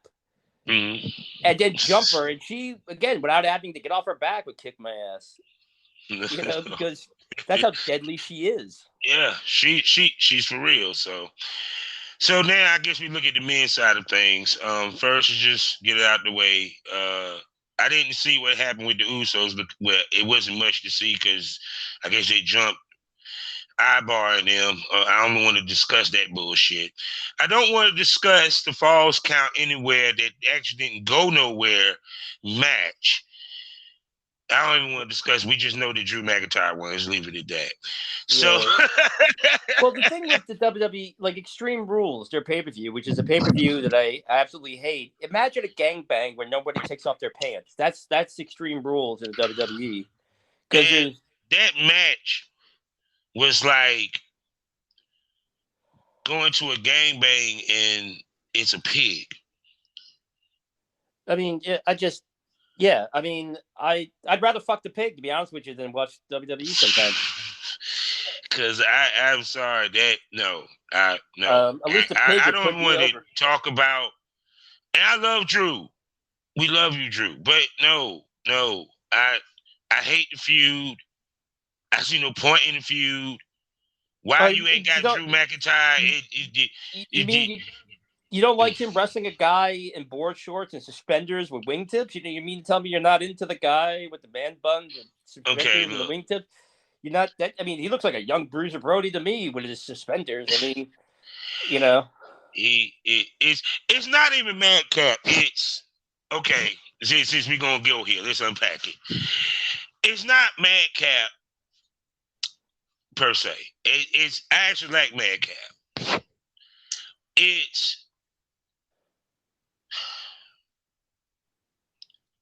I wouldn't have him feuding with Madcap and Baron Corbin, aka the King of the Mid Cards. Which, side note, Baron Corbin they are missing on this dude, but I just think that Vince look at him as a joke. And Madcap Moss is a beast. He's a beast, but you know, it's kind of like if you're gonna have McIntyre feud with someone, have him feud with championship material people. Well, that's the thing. They taken a guy that should be easy to book, and they just squandered him for whatever reason. And again, there's no rhyme or reason for the guy that looks like that is not in the title hunt. You got Rhea Ripley, you got Drew McIntyre. Like, why aren't these two constantly in the title picture being some kind of threat? Because I'm saying it's. It just I mean, again, I'm sorry, I didn't mean to on to the Elimination Chamber and the debuting of Bobby Lashley. Yeah, because now I'm just gonna say this, right? I'd rather had Lashley take the pin, not because if you're gonna have the best, I understand why they did that little bullshit where he got knocked out. Which is funny because we thought it was going to be, we thought it was going to be Brock to go get knocked out by Roman when we last talked. I was thinking that, yeah, someone got knocked out. It was the black man out this bitch. But not knocked out in an elimination chamber where everybody's getting thrown into steel cages and everything. Oh, he gets a concussion protocol. And then he took a 1980s bonk on the head and collapsed. What next? He's gonna go on Raw and be and think he's like Elvis. Worse, in my opinion, they made him look weak. But they're doing to him what they did to McIntyre. It's like they took the belt off him again. To what? Have a stupid title versus, and now what are you going to do? Who's Lashley going to wrestle now at WrestleMania? Unless you're going to do some bullshit where you make it a three-way. What they going to say? It's going to be Seth Rollins because I'm going to tell you how they're going to spin it. Seth did it on purpose to take out Lashley because he was afraid that Lashley was going to end up retaining the belt, which is going to start a beef with them for 6 weeks because we don't know what Seth is going to do. They're not going to put Seth in any three-way situation because he's not a Money in the Bank, and he has no reason to even be involved in any of the especially match, which we'll get to that in a second. Wherever match is supposed to be, title versus title, but but to me, it's probably going to be Seth who we're going to be wrestling WrestleMania because Seth was the one that powerbombed. Who did he fucking powerbomb? I think he Was called him theory. Austin or Chad Austin. So all put Austin out, Theory. Sorry, Austin Theory. but Sorry. Austin Theory wasn't put out, but Bobby Lashley, big ass, strong Bobby Lashley, got to leave with protocol. 45-year-old Bobby Lashley power that bomb Kate through the glass. 45-year-old, 0% body fat. 45 years old, looks like he's 19. Bobby Lashley got knocked. I didn't see him take a trash shot. a guy whose Olympic wrestling career was shortened because he stopped a robbery and got shot. But that didn't slow his athletic. It just stopped his Olympic dreams. He got knocked. No, he fell against plexiglass, and that knocked him out. Gave him a concussion. You flew his black ass to Saudi Arabia to make him look like a fucking $2 bitch having a half price sale. Yeah, and again, you know what's gonna happen? They're gonna have the match versus thing. Roman should win it. Now he's gonna have 2 belts, and they're gonna make him give up one of the belts, and then they're gonna put it back on Lashley, and it's like, okay, and I give a fuck now. Nah, because... I got a different ending. I think it's gonna happen, but we'll get to that too. But like I said, it's just I was like, damn, what the fuck? I saw him getting laid out. And then of course the rest of the guys, they were bouncing around having their matches, Austin Theory and Seth and AJ or what have you. So basically it went from 2 big dudes and 3 little dudes to just 3 little dudes. And then finally we get the beast Brock Lesnar comes in. And let's just say, I don't know, maybe because of time restraint, did anyone even get, other than Austin Theory, did anyone even get a lick on Brock Lesnar? No, because it's the Brock Lesnar show. And that's the other thing. He gave an F5 to Austin Theory off the top of a pod, and Austin Theory was able to get up. Not Bobby Lashley, who's like 2 Austin Theories in one body. So, Wait a second. Hold on. We was able to help him up, throw him in the ring. I just don't. I literally, it's like now I don't have children, but now I know what it's like to raise somebody to grow up and be a man or a woman, and they just turn out to be like a 38-year-old loser that lives in your garage, and it's like it's like that's what it's like, a level of disappointment and confusion, and just like, you're killing me, Smalls, when I think about WWE booking, because again, you had a guy in Lashley and you're doing everything you can to hang him upside down and cut his nuts off, and you think magically that whatever you do in WrestleMania that you're going to somehow put the belt back on him after and everything's going to be okay. And it's like it like this. Okay, if the point was that you didn't want Bobby Lashley or Brock to touch, once Brock won the belt, because ultimately you basically just gave Brock 2 title reigns to add to the title reigns he already got. You feel what I'm saying? Yeah. And you also made Bobby Lashley a de facto transitional champion. So both our black champions in recent history that we were so proud of during this Black History Month were transitional champs for the same man. But because hold on, I'm just mumbling. It's like it's like it makes your head hurt, because it's kind of like, why did y'all take the belt off of Brock anyway? Y'all could have just had the Elimination Chamber no, they had to have Elimination Chamber because they had to pay them. The Saudis paid too much goddamn money. They wanted something. Y'all could have, okay, if y'all gonna do Elimination Chamber, you could have had it to where who's gonna be the #1 contender for the Raw title. It'll be after, because you got Backlash coming up. So guess what? There's you go. There's your next contender. You feel me? There's a story that you can continue to build. Not WWE, ladies and gentlemen. Oh, no. We want to do everything the hard way, the confusing way. That why the fuck did y'all go this route when y'all were going to end up at this spot anyway?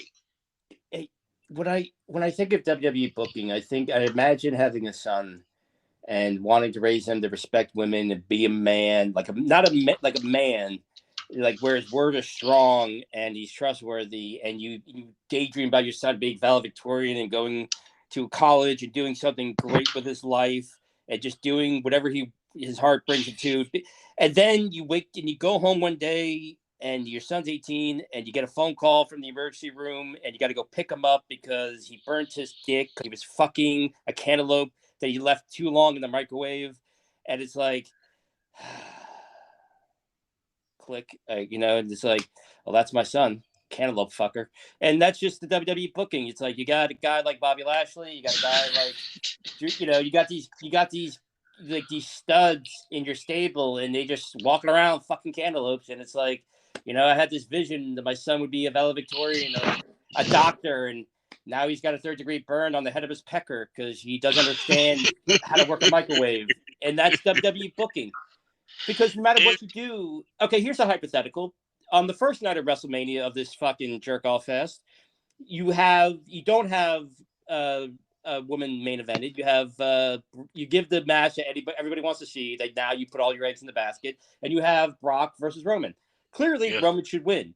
So then, even if you went with the storyline of, well, the winner of that match has to fight, Bobby Lashley. Well, here's the problem: Bobby has to win now because you literally have denuded him so much that he has to win. And if he wins, you just undid everything you did with Roman in the last match. So it's like, so now Bobby just has to put his nuts in a jar and go home and wait for WrestleMania to be over. And you know what? Who gives a fuck if he wrestles Seth Rollins? I could care. It'll be a good match because they're good wrestlers, but who gives a fuck? Because it wasn't, because really the build should have been him and Brock, but that's a story for another day. But what I find interesting is that now we have a title versus title match. Now, I think I have a strange feeling that Roman is going to take the loss in this. Because Roman, when he caught COVID, I think changed the course of what WrestleMania would have been. If it was just with the SmackDown title, I believe he would have beaten Brock. Because it's because now it's 2 titles. And Brock, even though Roman is killing it, Brock is still considered the bigger star between the 2. Brock took a loss. Brock lost his manager. So I think they're going to give him his comeuppance on here. Now, with him and Roman meet for a 3rd go-around and Roman get the belt back, yeah, I'm pretty sure of it. But something telling me that Brock is going to walk out of WrestleMania with both belts. I think that would be a mistake, only because Brock, even though he seems to be having more fun lately, is not always there. And and also, again, the point of the title versus title, if you're not going to unify them and have one world champion again, you're going to basically have, it's pointless. It's for... But see, they kind of booked themselves in the corner because they haven't announced where we're going to be winner takes all. For what we know right now, it's for the SmackDown, for the WWE Universal title. So it's kind of like, now if they make it for both belts, yeah, I see Brock walking away. If they just keep it for the Universal, yeah, you got a point. Roman's going to take it. Well, as far as I know, there's not another pay-per-view until WrestleMania, so it's pointless at this point to take a belt off anybody. Just have the title versus title match and just do it. But because here's the thing, you said booking themselves into a corner. The WWE doesn't just book themselves into a corner. They somehow managed to book themselves into a corner in a round room. Does that make sense? And that's the WWE. And again, it just, like, I don't, like, it literally, it's like an ice cream headache. Like, I don't get what the fuck you're trying to do. And again, you just making, like, Brock is not going to stay. And Brock actually did an interview recently where he was saying, well, these guys got to step up because I'm not always going to be here. And like, look, Brock, you're right, but it's not like there are people willing to step up. The problem is when they do, they immediately just get thrown into the pile, and they get like McIntyre, Bianca, Big E, Kofi, fucking Jinder Mahal, all these people. It's like there's people there wanting to step up. It's that the WWE will not allow anybody to get past a certain point, and they are going to essentially, until he says, "Look, I have more money than I'll ever know what to spend with." And he does not. We talked about this. He lives in a place that nobody would want to live in but him, and his mailbox is literally like a fucking mile from his front door.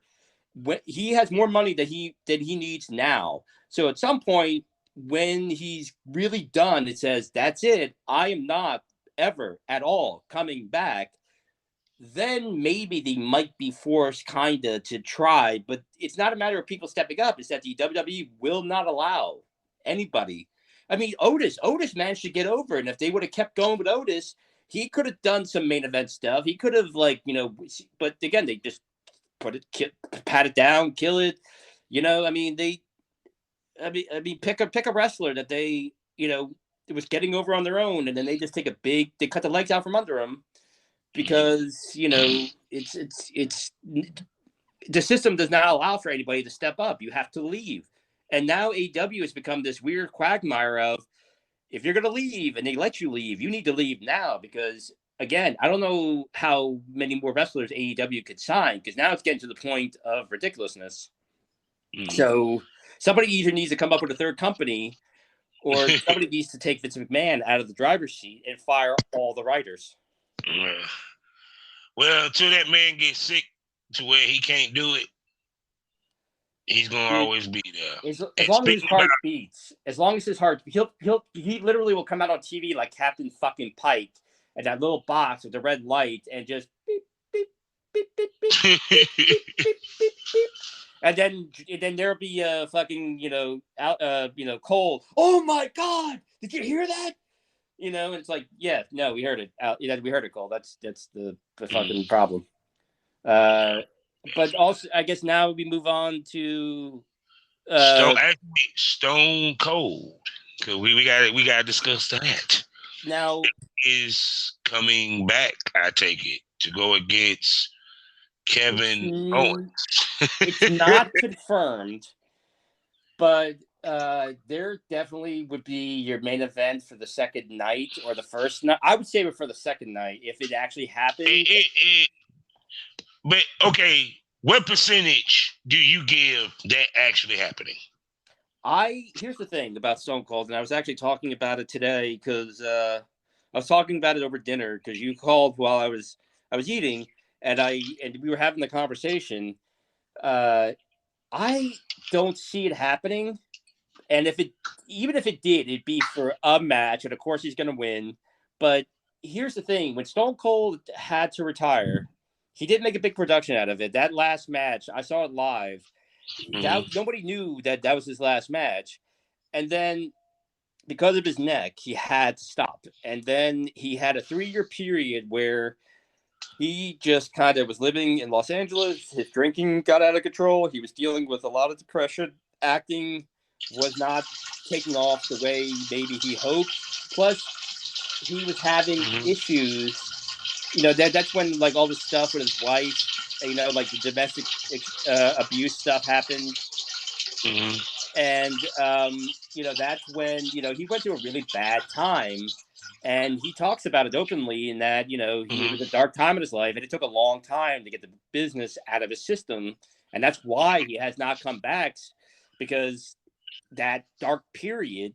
And he looks in great shape, but I'm sure his neck is better. But also, you've been gone since, 2003? Almost 20 years, and you're going to go back, which clearly going to be the main event of WrestleMania. I mean, I think it'd be a horrible idea for him to do it. And I don't think it'd be healthy for his neck, and also maybe his mental health, because that was the thing. Every once in a while, people like to take a dig at Stone Cold about like, oh, he's a wife abuser, or there was like this incident or whatever. because he went off a dark ledge when he was forced to retire, and it took him a long time to make that comeback. And he found a better life. But to me, when I think about his comeback here, I would like to see him have another match.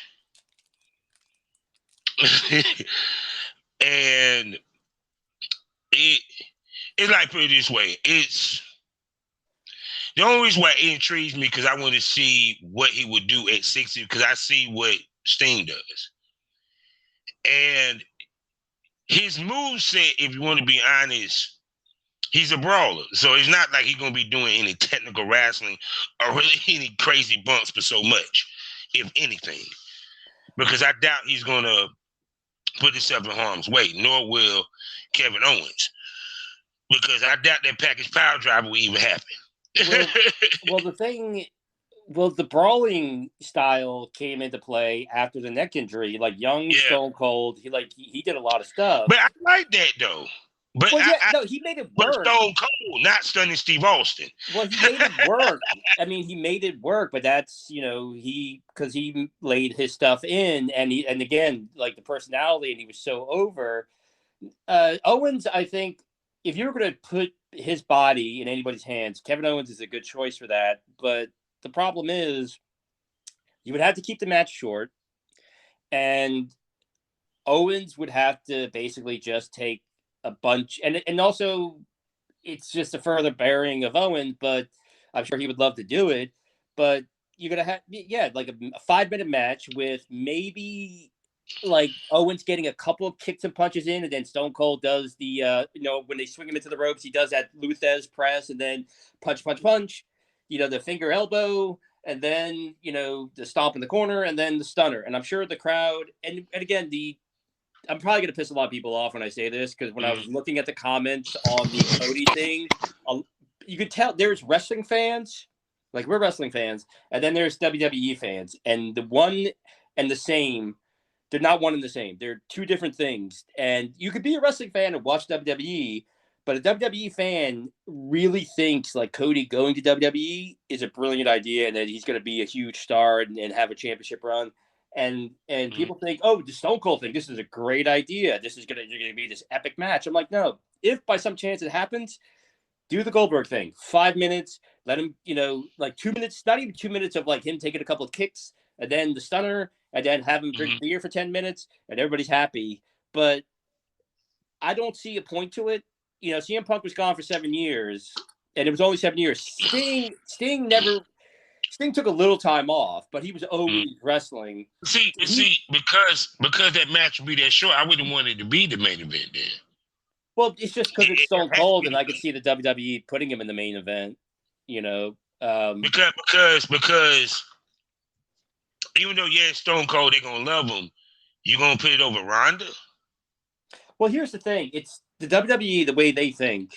They've already told us time and again that the Attitude Era and every wrestler from the past is already better than anything they have currently going. So, can I see the WWE? If I'm thinking the WWE way, one of the nights, Stone Cold Steve Austin, end of the night, 5-minute match, have him do this, the glass break, make a big production of his entrance, have him do that, walk down the aisle, have him do the finger, have Owens come out, punch, kick, lose that press, the finger elbow, the 15 stomps in the corner. Owens eats a stunner. I'm sure Owens would sell it like nobody eats the Rock, and then have him get the pin.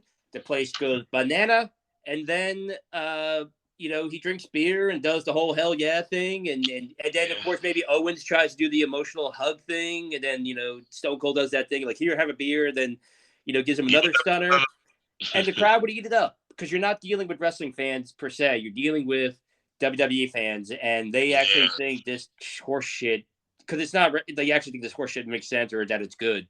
And I know it's an opinion and whatever, but it's not wrestling, and it's I could see them totally doing that, because they would stick in line with what they sell us every year on major events, that all the old guys, Lita, Goldberg, Stone Cold, Shawn Michaels, everybody that was back then is way better now. Yeah, he's stuck in the retrograde. That is what Vince studied. He's stuck in. He loved the Attitude Era and he loved the 80s. Dude, okay, like sake of argument, if you decide to make a comeback, and like they wouldn't just have you make a comeback and do porn again, they would have you like kick in the door in a cuckold scene where a black guy is having sex with the MILF and the guy sitting in a chair. They would have you kick in the door and throw the young black guy off the girl. Then now it's the husband and the black guy sitting on the couch staring at you while you just destroy, and your dick is literally coming out of her left eye. And and women from 7 miles away are coming. They don't even know what's going on. She's buying milk for her kid, and she's just squirting all over the place at a Kroger, and it's pandemonium. And then you just fish slap everybody, and then you leave. It's great for you, but if I'm the studio owner, it's like, okay, well, you just humiliated my top. You just humiliated my top male talent. You just made him look like a bitch. Now what am I going to do with this fucking guy? That's the way the WWE. And again, I think it's a huge bad idea, mainly because I know, and he's talked about it. I think it would do more mental harm because he went out in such a good way and he did the right thing going out, and his career was shortened by the whole Owen thing, but his life is in a place now, and he's actually very happily married, and everything is going really well, and he's proven himself to be a really good TV host and a really good interviewer. Like yourself. It doesn't make sense for him to go backwards because and again, also, if he's gonna it's like the law of diminishing returns. When Shawn Michaels came back for that tag match against the Kane, it wasn't the same Shawn Michaels. Sometimes time passes you by. It's been 20 years almost. I think it's best to kind of always say what if. And, it just, it's not I don't think it'd be a wise decision on a lot of levels, Yeah, it's so true. So, but how you like my booking idea about your porn comeback? That would be a wonderful way to come back. Yeah. That'd be an interesting way to come back. So now we got to move on to an ode to the old school. Yeah. And as you know, all these episodes this month, because it's Black History Month, is free because we are highlighting a great black wrestler. And who are we highlighting today, sir?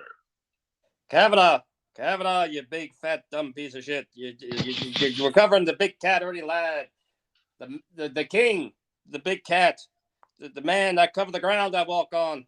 I'd rather fight a man than make love to a woman.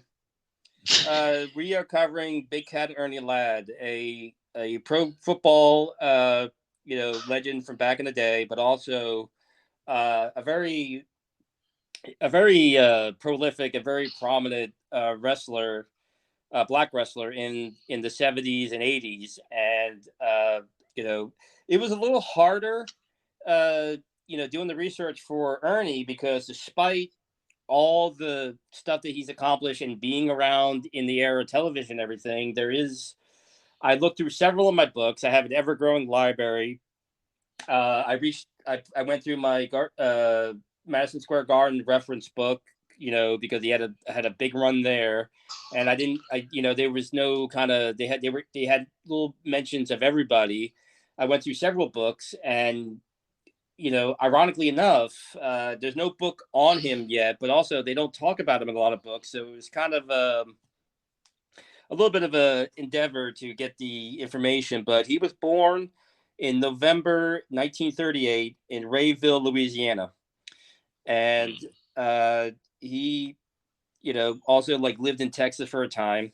And his high school football coach was William Ray Smith Sr., and father of NFL star Bubba Smith.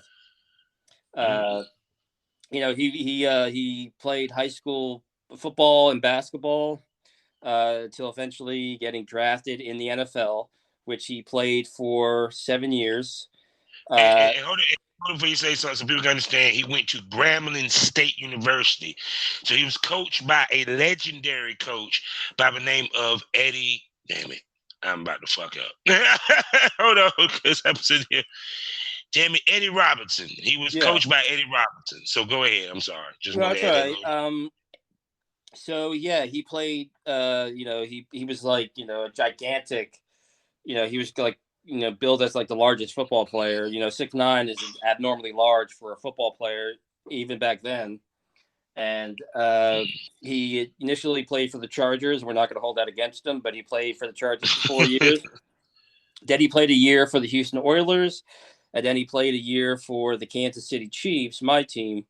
And he was I believe he was a defensive player. Sorry, I spent so much time trying to find wrestling nut stuff that I kind of laxed on his.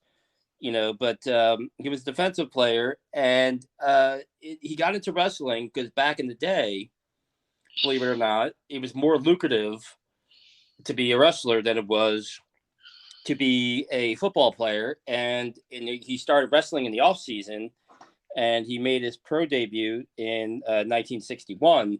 And he would wrestle in the off season until eventually a knee injury, like most times when wrestlers go from football to pro wrestling, a knee injury ended his career. But by then he was already kind of a name and a star due to his not only his size but his athleticism, and immediately became a huge star in several territories, kind of becoming the Andre the Giant, the Black Andre the Giant, and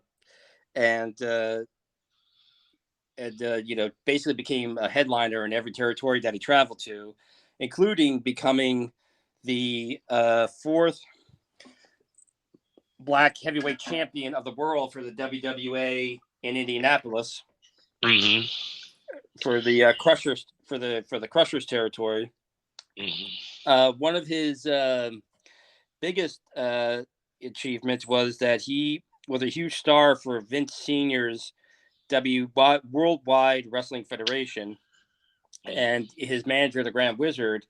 And he actually managed to pull off something that was really kind of unheard of to this day in wrestling, in that he was able to pull off a mini union, if you will. He was part of a golden triangle with superstar Billy Graham and Ivan Koloff, and they were the top heels of the territory. And they collectively went to Vince Senior and basically explained to him, like, we're your main heels, and we're you can kind of cycle us out playing with wrestling all your top baby faces. So if we're all on the card, we all want to be paid like we're in the main event. And Vince gave in. Vince actually did it. So they were the top heels. Which he had no choice, because when you think about it, when New York, Ed was huge as a heel, and even with Ivan Koloff, you know what I'm saying? When I think about it, and even Johnny Valentine, period, and even to like some things I remember when Ernie Ladd said a lot of shit that probably wouldn't even fly today. Oh yeah, well, that was the thing. He called Wahoo a drunk Indian. Wahoo was he calls him a ass white boy. And that was the thing too. Unlike Andre, he knew how to work for a man his size, but also he could talk him into the building, and he had that tone, he had that cadence about him. And like I said, he talked like this, and Kavanaugh, you big dumb son of a bitch. And one of my favorite lines of his was, I'd rather fight a man than make love to a woman. And I cover the ground, I walk on. And he could talk him into the building. He could cut an amazing promo. And everywhere he went, he was a star, and he was a headliner, and he was like a touring attraction, but also could also do longer, but also he had that versatility, so he could actually stay in the territory longer than Andre. Andre was only good in a territory for like a week or so, then you wouldn't see him for a year, where, he would have, sustained runs in places, Mm-hmm. and actually be the champion. He had he was one of his most famous runs was in Mid-South in the WWF. Okay, sorry, in my notes, he finally became World Heavyweight Champion in 1980 after almost 20 years in the wrestling business. And it took, and I know I was just watching a new interview with Ron Simmons where he talked about being the first Black World Heavyweight Champion. And, I would not say this to Ron's face, but which belt was that? Which belt did Ernie Ladd win? The WWA World Heavyweight title and the Indianapolis version, not the California. Ironically, the first three Black World Heavyweight Champions but WWE was very, very progressive for that time. Actually, wait a minute. I'm sorry. I stand corrected. The first four no, sorry. The first five were WWA. The first two were for the California version. That was Bearcat Wright and Bobo Brazil. And then when the belt moved to Indianapolis under the Crusher, it was Ernie Ladd, and then it was Calypso Jim. And and plus Ernie actually was trained by Bobo, which was interesting because it's kind of like if you notice how we going, look at it. You have Bearcat Wright, who had a hand in training Bobo Brazil, and you might well say had a hand in training who was also with the original Black Panther, because I'm pretty sure they ran cross and he kind of trained them in some ways. Yeah, Black Panther begot Bobo and Bearcat also, and then Ernie Ladd opened a lot of doors. Like I said, he was the Black. He was, in my opinion, he was kind of a more like a better giant than Andre in some regards, because he was able to stay in a territory for a period of time and stay fresh and be that consummate heel that you could throw your baby faces. Again, Andre, he couldn't really cut a promo. And that's another thing. Yes, Hello, pretty lady. And because to be honest with you, you didn't see Ernie Ladd play face too often. Period. Oh, that's. I was just about to hit on that. Ernie Ladd actually has the distinction of being, now, of course, we discussed the Black Panther. Jim Mitchell was, he played heel a few times in his career, so technically he was the first Black heel. But Ernie Ladd was one of the first on TV famous Black heels in the wrestling business, and he reveled in it. He would cut interviews like, "Mr. Announcer Man, let me tell you, I see the look on your face and you don't like what I'm saying, but listen here, Mr. Announcer Man, listen to what I'm telling you, because I'm giving you wisdom." And he would do babyface runs, but for the most part, he was a heel and an effective heel, and the kind of heel that could talk and work and be able to stay in a territory for an extended period of time, which shows you that, again, his size was the least impressive thing about Ernie Ladd, because it takes skill and a mind for the business in order to be that just opposing. I believe if it stayed in the Mid-Atlantic area or Georgia long enough, I really believe he probably would have became NWA World Champion. Well, there's been talk of that, and it is one of those things where Ernie was making money from the get while he was still he was wrestling on the off season when he was still doing pro football, and Ernie was he also had a rare distinction as a Black wrestler in that his size and his charisma and his promo and his ability to work. I think the NWA title would have slowed him down, because he would be like, wrestling, sake of argument, in the WWF, and then they would put him on a plane to fly him to have him wrestle a big card in Florida or bring him to the Superdome and have him wrestle there. So he was already from the beginning of his career in the 60s and the 70s being flown around the country for like big shots while working a territory at a time when that really did not happen. That was one of the things he had in common with Andre, that they would pay to fly him across country for just one show or a weekend of shows and then fly him back to like Mid-South or Florida where he was working. And, the NWA had certain criterias for their champion. And ironically, I think the title would have hurt Ladd because he had his own thing going on where, he was making such good money and basically just from the beginning of his career was kind of calling his own shots. Because you also got to understand, in the 70s, the ability of a black man to walk up to Vince McMahon Sr. and basically tell him, like, look, Ivan and Billy, you're gonna pay us all the same. I don't care if I'm not in the main event. I'm getting the same. I'm getting main event money. Balls. and he could command that. So from the beginning, he was a star, the main eventer, and he kind of went where he wanted to go, and he did. And I think the NWA title. I'm gonna tell you one thing that people skip over, I'm gonna let you finish that thought with the NWA title. But no, I just think it's one of those things where if they would have put the belt on him, it would have been like one of those Giant Baba things where he had the belt for a week or something. I think it would have hurt his star power. It's kind of like what they did to Dusty. Dusty was such an attraction that he made more money for the territory that he was in and doing shots for the big cards around the country throughout the year. If he was NWA World Champion, there was a lot of money being lost for other people. So kind of sometimes when you're such a big star and such a draw, the belt is kind of a hindrance and a loss of money. Does that make sense?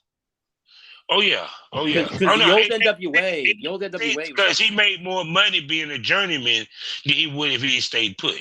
Yeah. Because think about it, he was Florida, he might be in Mid-Atlantic, he might have been in Mid-South, and he was on like 4 different televisions in 4 different territories at the same time. So, but it's one thing I wanted to bring up that I thought about it, because when you mentioned that we were going to do him, and I started reading about him, I was listening to Jim Cornette, and no one ever really talks about this. He was the first black booker in professional wrestling.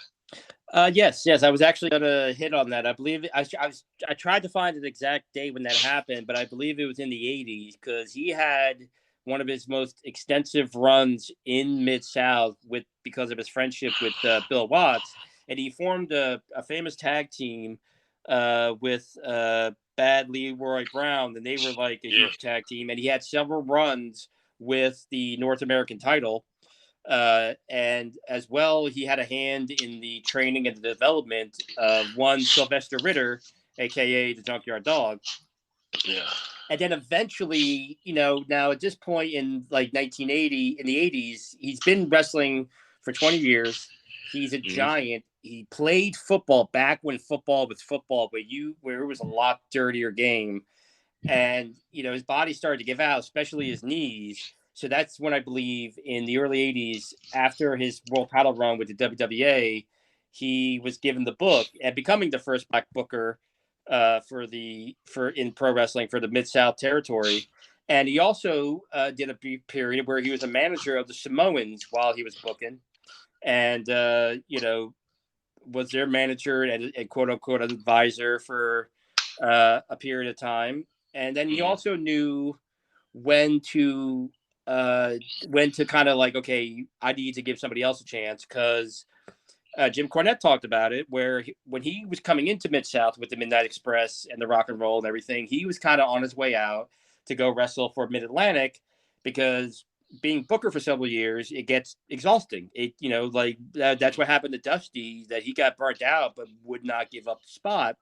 And he famously said that, your brain is like a sponge. You got to, sometimes you got to wring it out. So for him to take a break was, I'm going to go to Mid-South and be a really high paid attraction there for, however long I want to be there. And then eventually, come back and maybe do some booking. Mm-hmm. And, and actually he was a good booker, because he actually increased the business of Mid-South. And again, having Junkyard Dog as your champion, they did some killer business. But like all things, you get burnt out because he was managing. I'm sure he was still making the big shots and booking. And he probably was still, doing shows here and there and other, promotions here, what I'm saying? Probably still going to Japan. Oh, He was big in Japan. I mean, People didn't realize how big he was in Japan. Oh, yeah, no. And again, the thing that really, and I loved about Ernie Ladd was, the guy could cut a promo. And he didn't have to, you didn't even have to have him in the ring on your TV. You could just have him do an interview. And just the way he says anything, they did a turn where the Samoans turned on him. And that was like the way of getting him off TV. And I think that was the beginning of him like going to Mid-Atlantic for a while. But, he's being interviewed and then he sees something in the ring and he's like, wait a minute. Nope. Nobody manages the Samoans but me. Just the way he said things, even in like passing, it resonated. It had a charisma. A famous story that I'm sure the fans have heard on many different podcasts.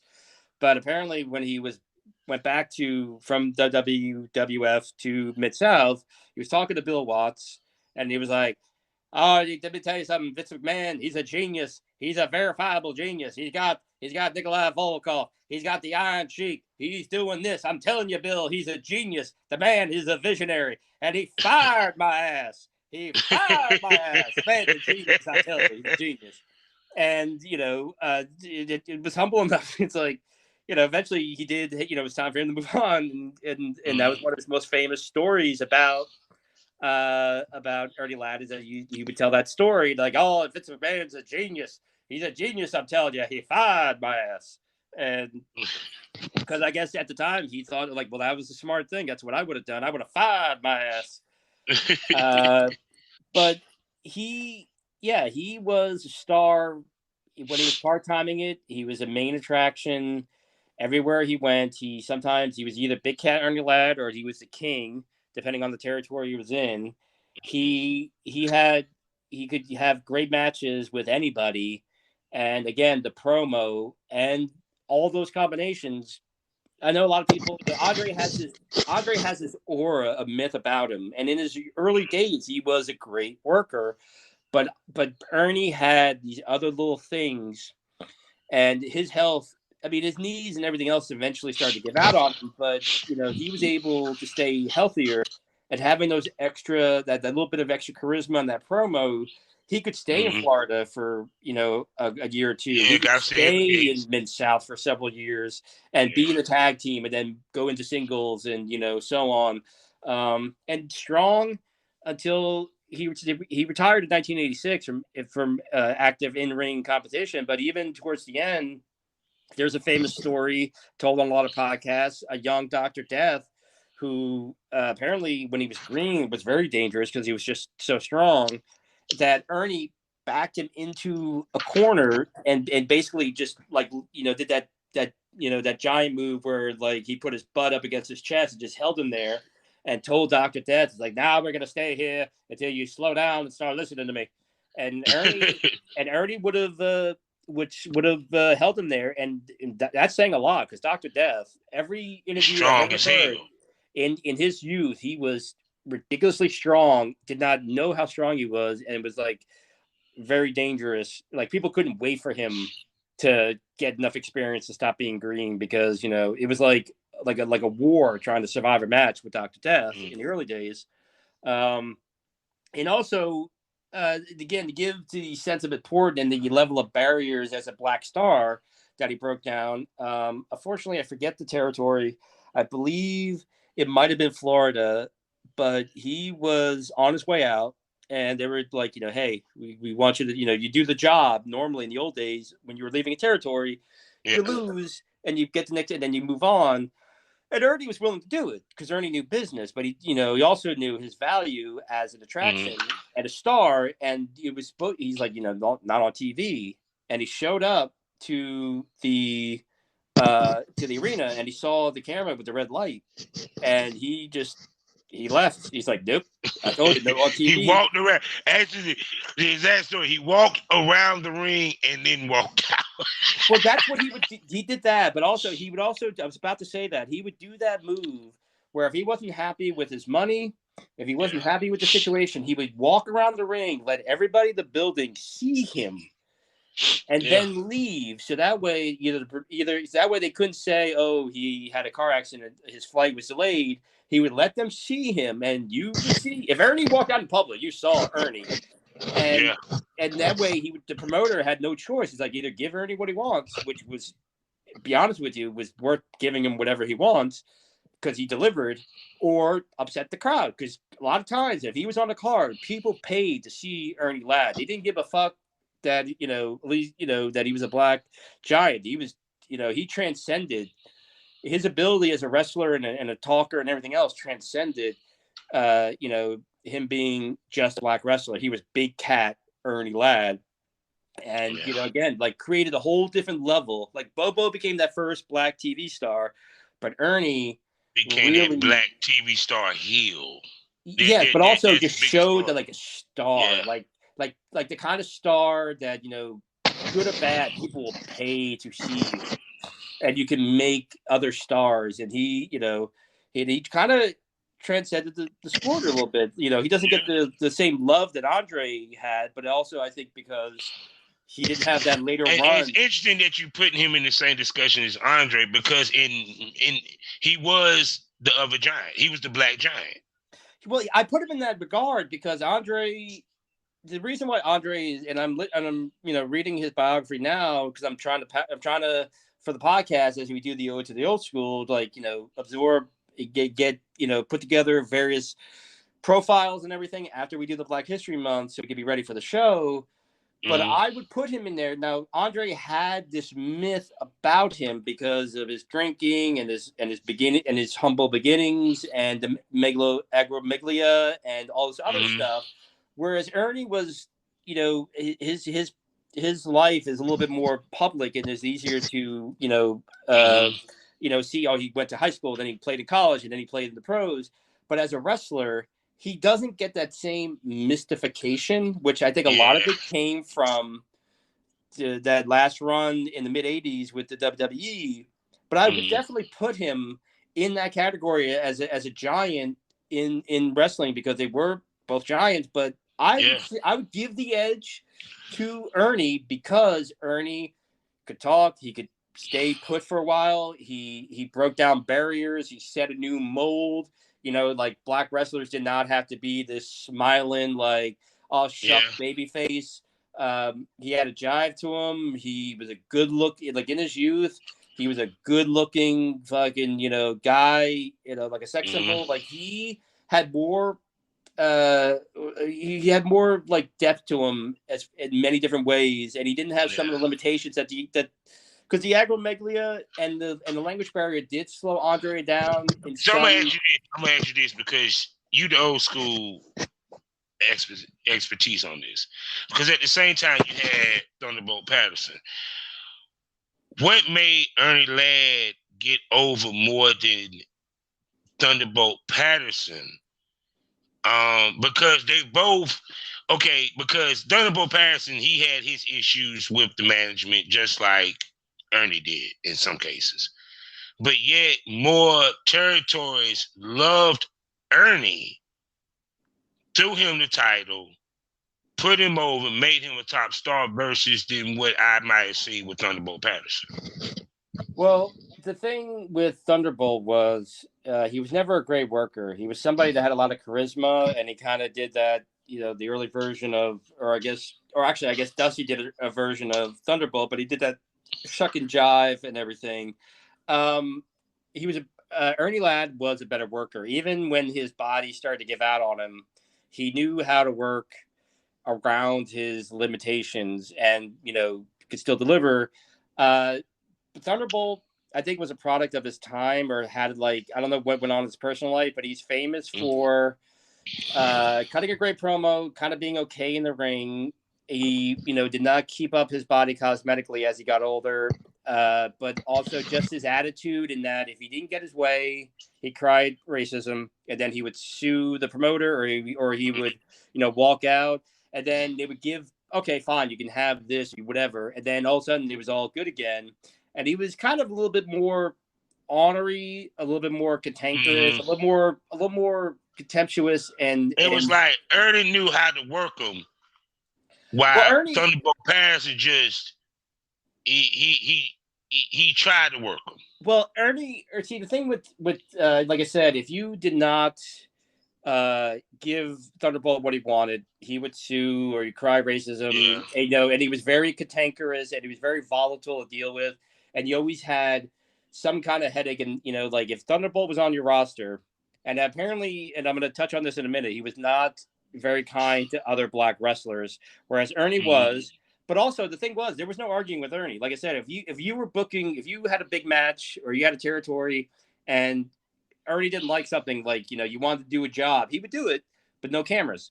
Or he doesn't, or you're telling him, oh, we didn't sell out. He would do. Ernie didn't argue. Ernie would be like, I'm gonna walk around the ring, let everybody see my ass, and then I'm gonna leave it. And I dare you to find another big cat. There ain't no other big cat. I and the big fuck y'all. Fuck y'all, I'm leaving. Look at them. They all see me. Now they can all see me leave. And that was it. I'm not arguing. I'm going to turn around because I can get on a plane and go anywhere in the world and get that main event spot, that main attraction spot. And that was it. And like I said, when he went to Vince McMahon Sr. and said, look, this is what we feel we deserve because we are your best heels.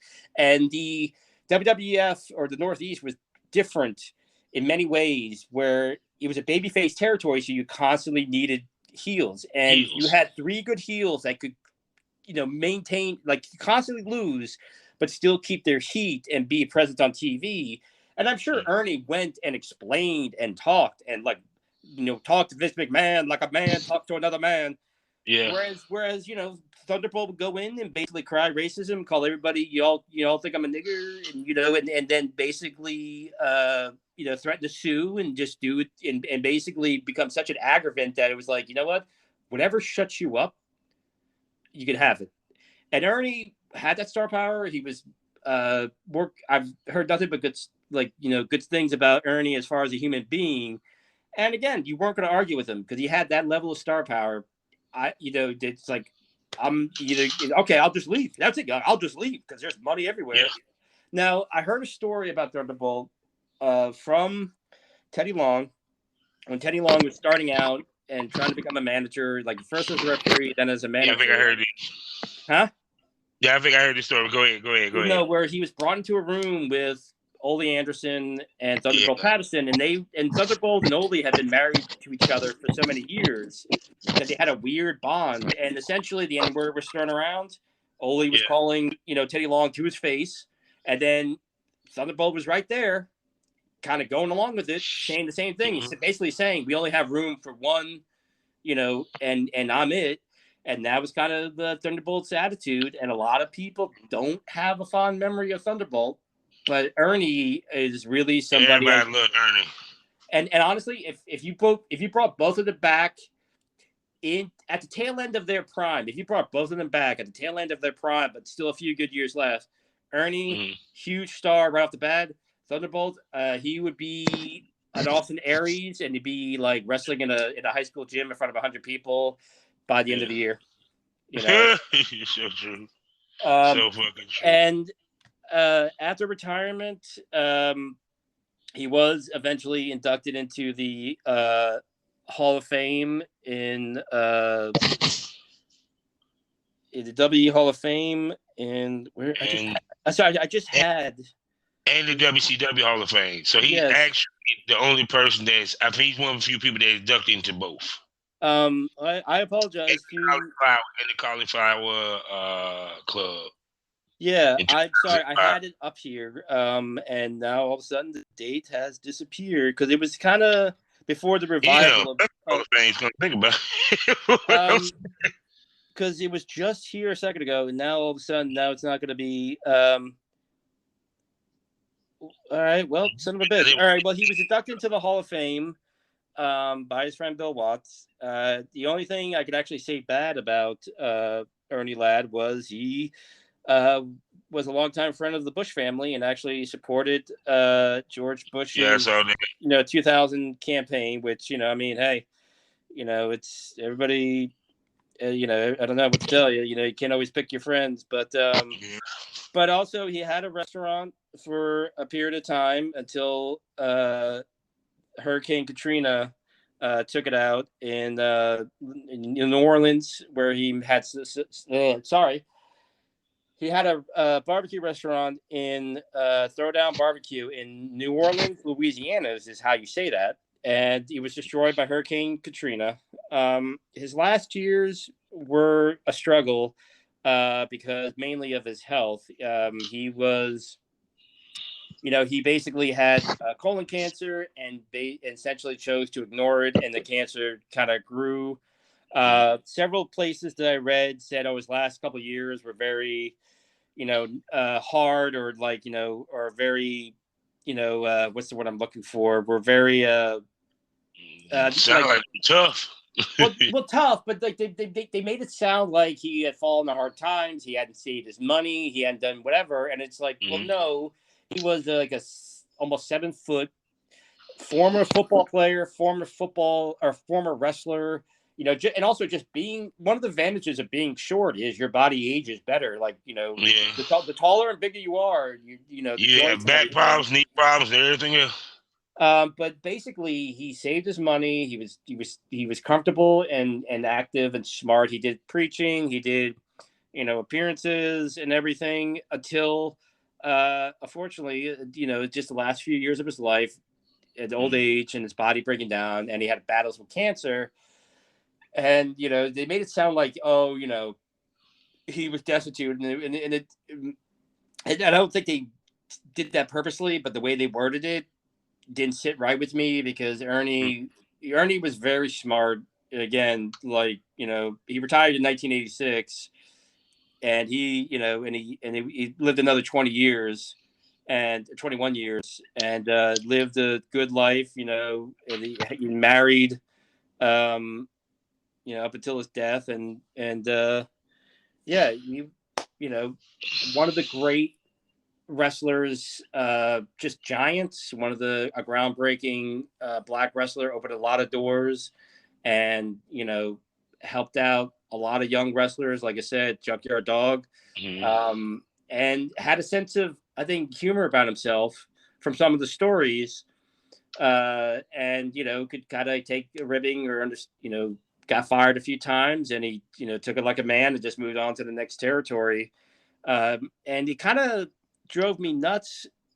And I know there's more books coming out now, like the book industry for wrestlers, as far as like the biographies of less mainstream wrestlers are kind of starting to pick up speed. There's a Ray Stevens biography in the works. The Sheik has a biography coming out next night in April. I'm hoping somebody is going to do an Ernie Ladd one, because as I was trying to find specific dates on certain things, I could not find the date. And by the time I realized, well, maybe there's something in this book, we had to do the show. But somebody who has achieved and opened so many doors as he had, being the first black booker, being the first. Yeah, I don't think he had a book or not a damn movie. Yeah, honestly. Yeah, and the fact that there's not a actual like proper biography about him is a little bit surprising. But hopefully in the years to come, somebody will do it. Yeah, I mean, and ironically, one thing I've learned about wrestling books is I got the Moxley biography mainly because whether the book is good or bad, they only do so many printings of a book, and then that after a period of time, that book becomes hard to get, and then next thing you know, that $15 book is now somebody wants $75 for it. But I think ECW Press is the one that puts out the really good biographies. They're the one putting out the Sheik. They're the one that kind of, I mean, they got their ass handed to them, but they did the Rocky Johnson book,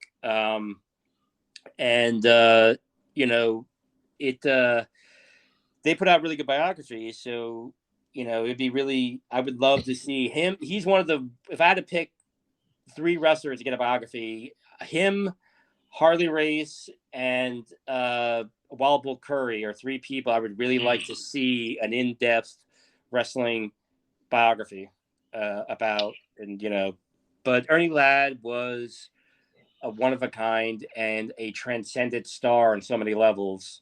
And I don't think he gets the credit for being a giant or bringing mainstream attention because I think he was a restless wrestler, and he wrestled. He didn't stay in the WWF, and he didn't in the '80s when they really started to blow up. He was in Mid South and he was winding down his career, and he lived been there, done that, and it was time for him to go home and enjoy the fruits of his labor. So I think he was around enough to be a big TV star, but then just if it's just a few years shy of catching that rock that 80s boom. And unfortunately, the one thing about the 80s boom, as far as the NWA and the WWF, was there really was an absence of like main event, big black main event stars, like larger than life. JYD at his time in the WWF got a little fatter. That that cocaine's a hell of a drug. And I could say that because that's my favorite drug. But yeah, no, Ernie Ladd. I was kind of a little upset because I was really looking forward to. I knew there wasn't a book, but I thought there'd be more solid stuff written in, but yeah, it was a little harder to find. Next week, I'm going to attempt. I want to do a profile on the first Black female wrestling star. I have recently gotten some books that I believe have some extra information, and I'm gonna do some reading and some research and try to piece together the profile on just her next week. So that's one thing I'm definitely, hoping I can do proper justice to somebody else who was like another groundbreaker in the wrestling industry. Oh yeah, you got to show the women some love. So, and I'll show them all the love, but a lot of them don't want me to, I got time for all of y'all, all the black ladies out there. I got time for all of y'all. I got all day, so just give me a call. I'm in Atlanta doing nothing, so. So there you go. So,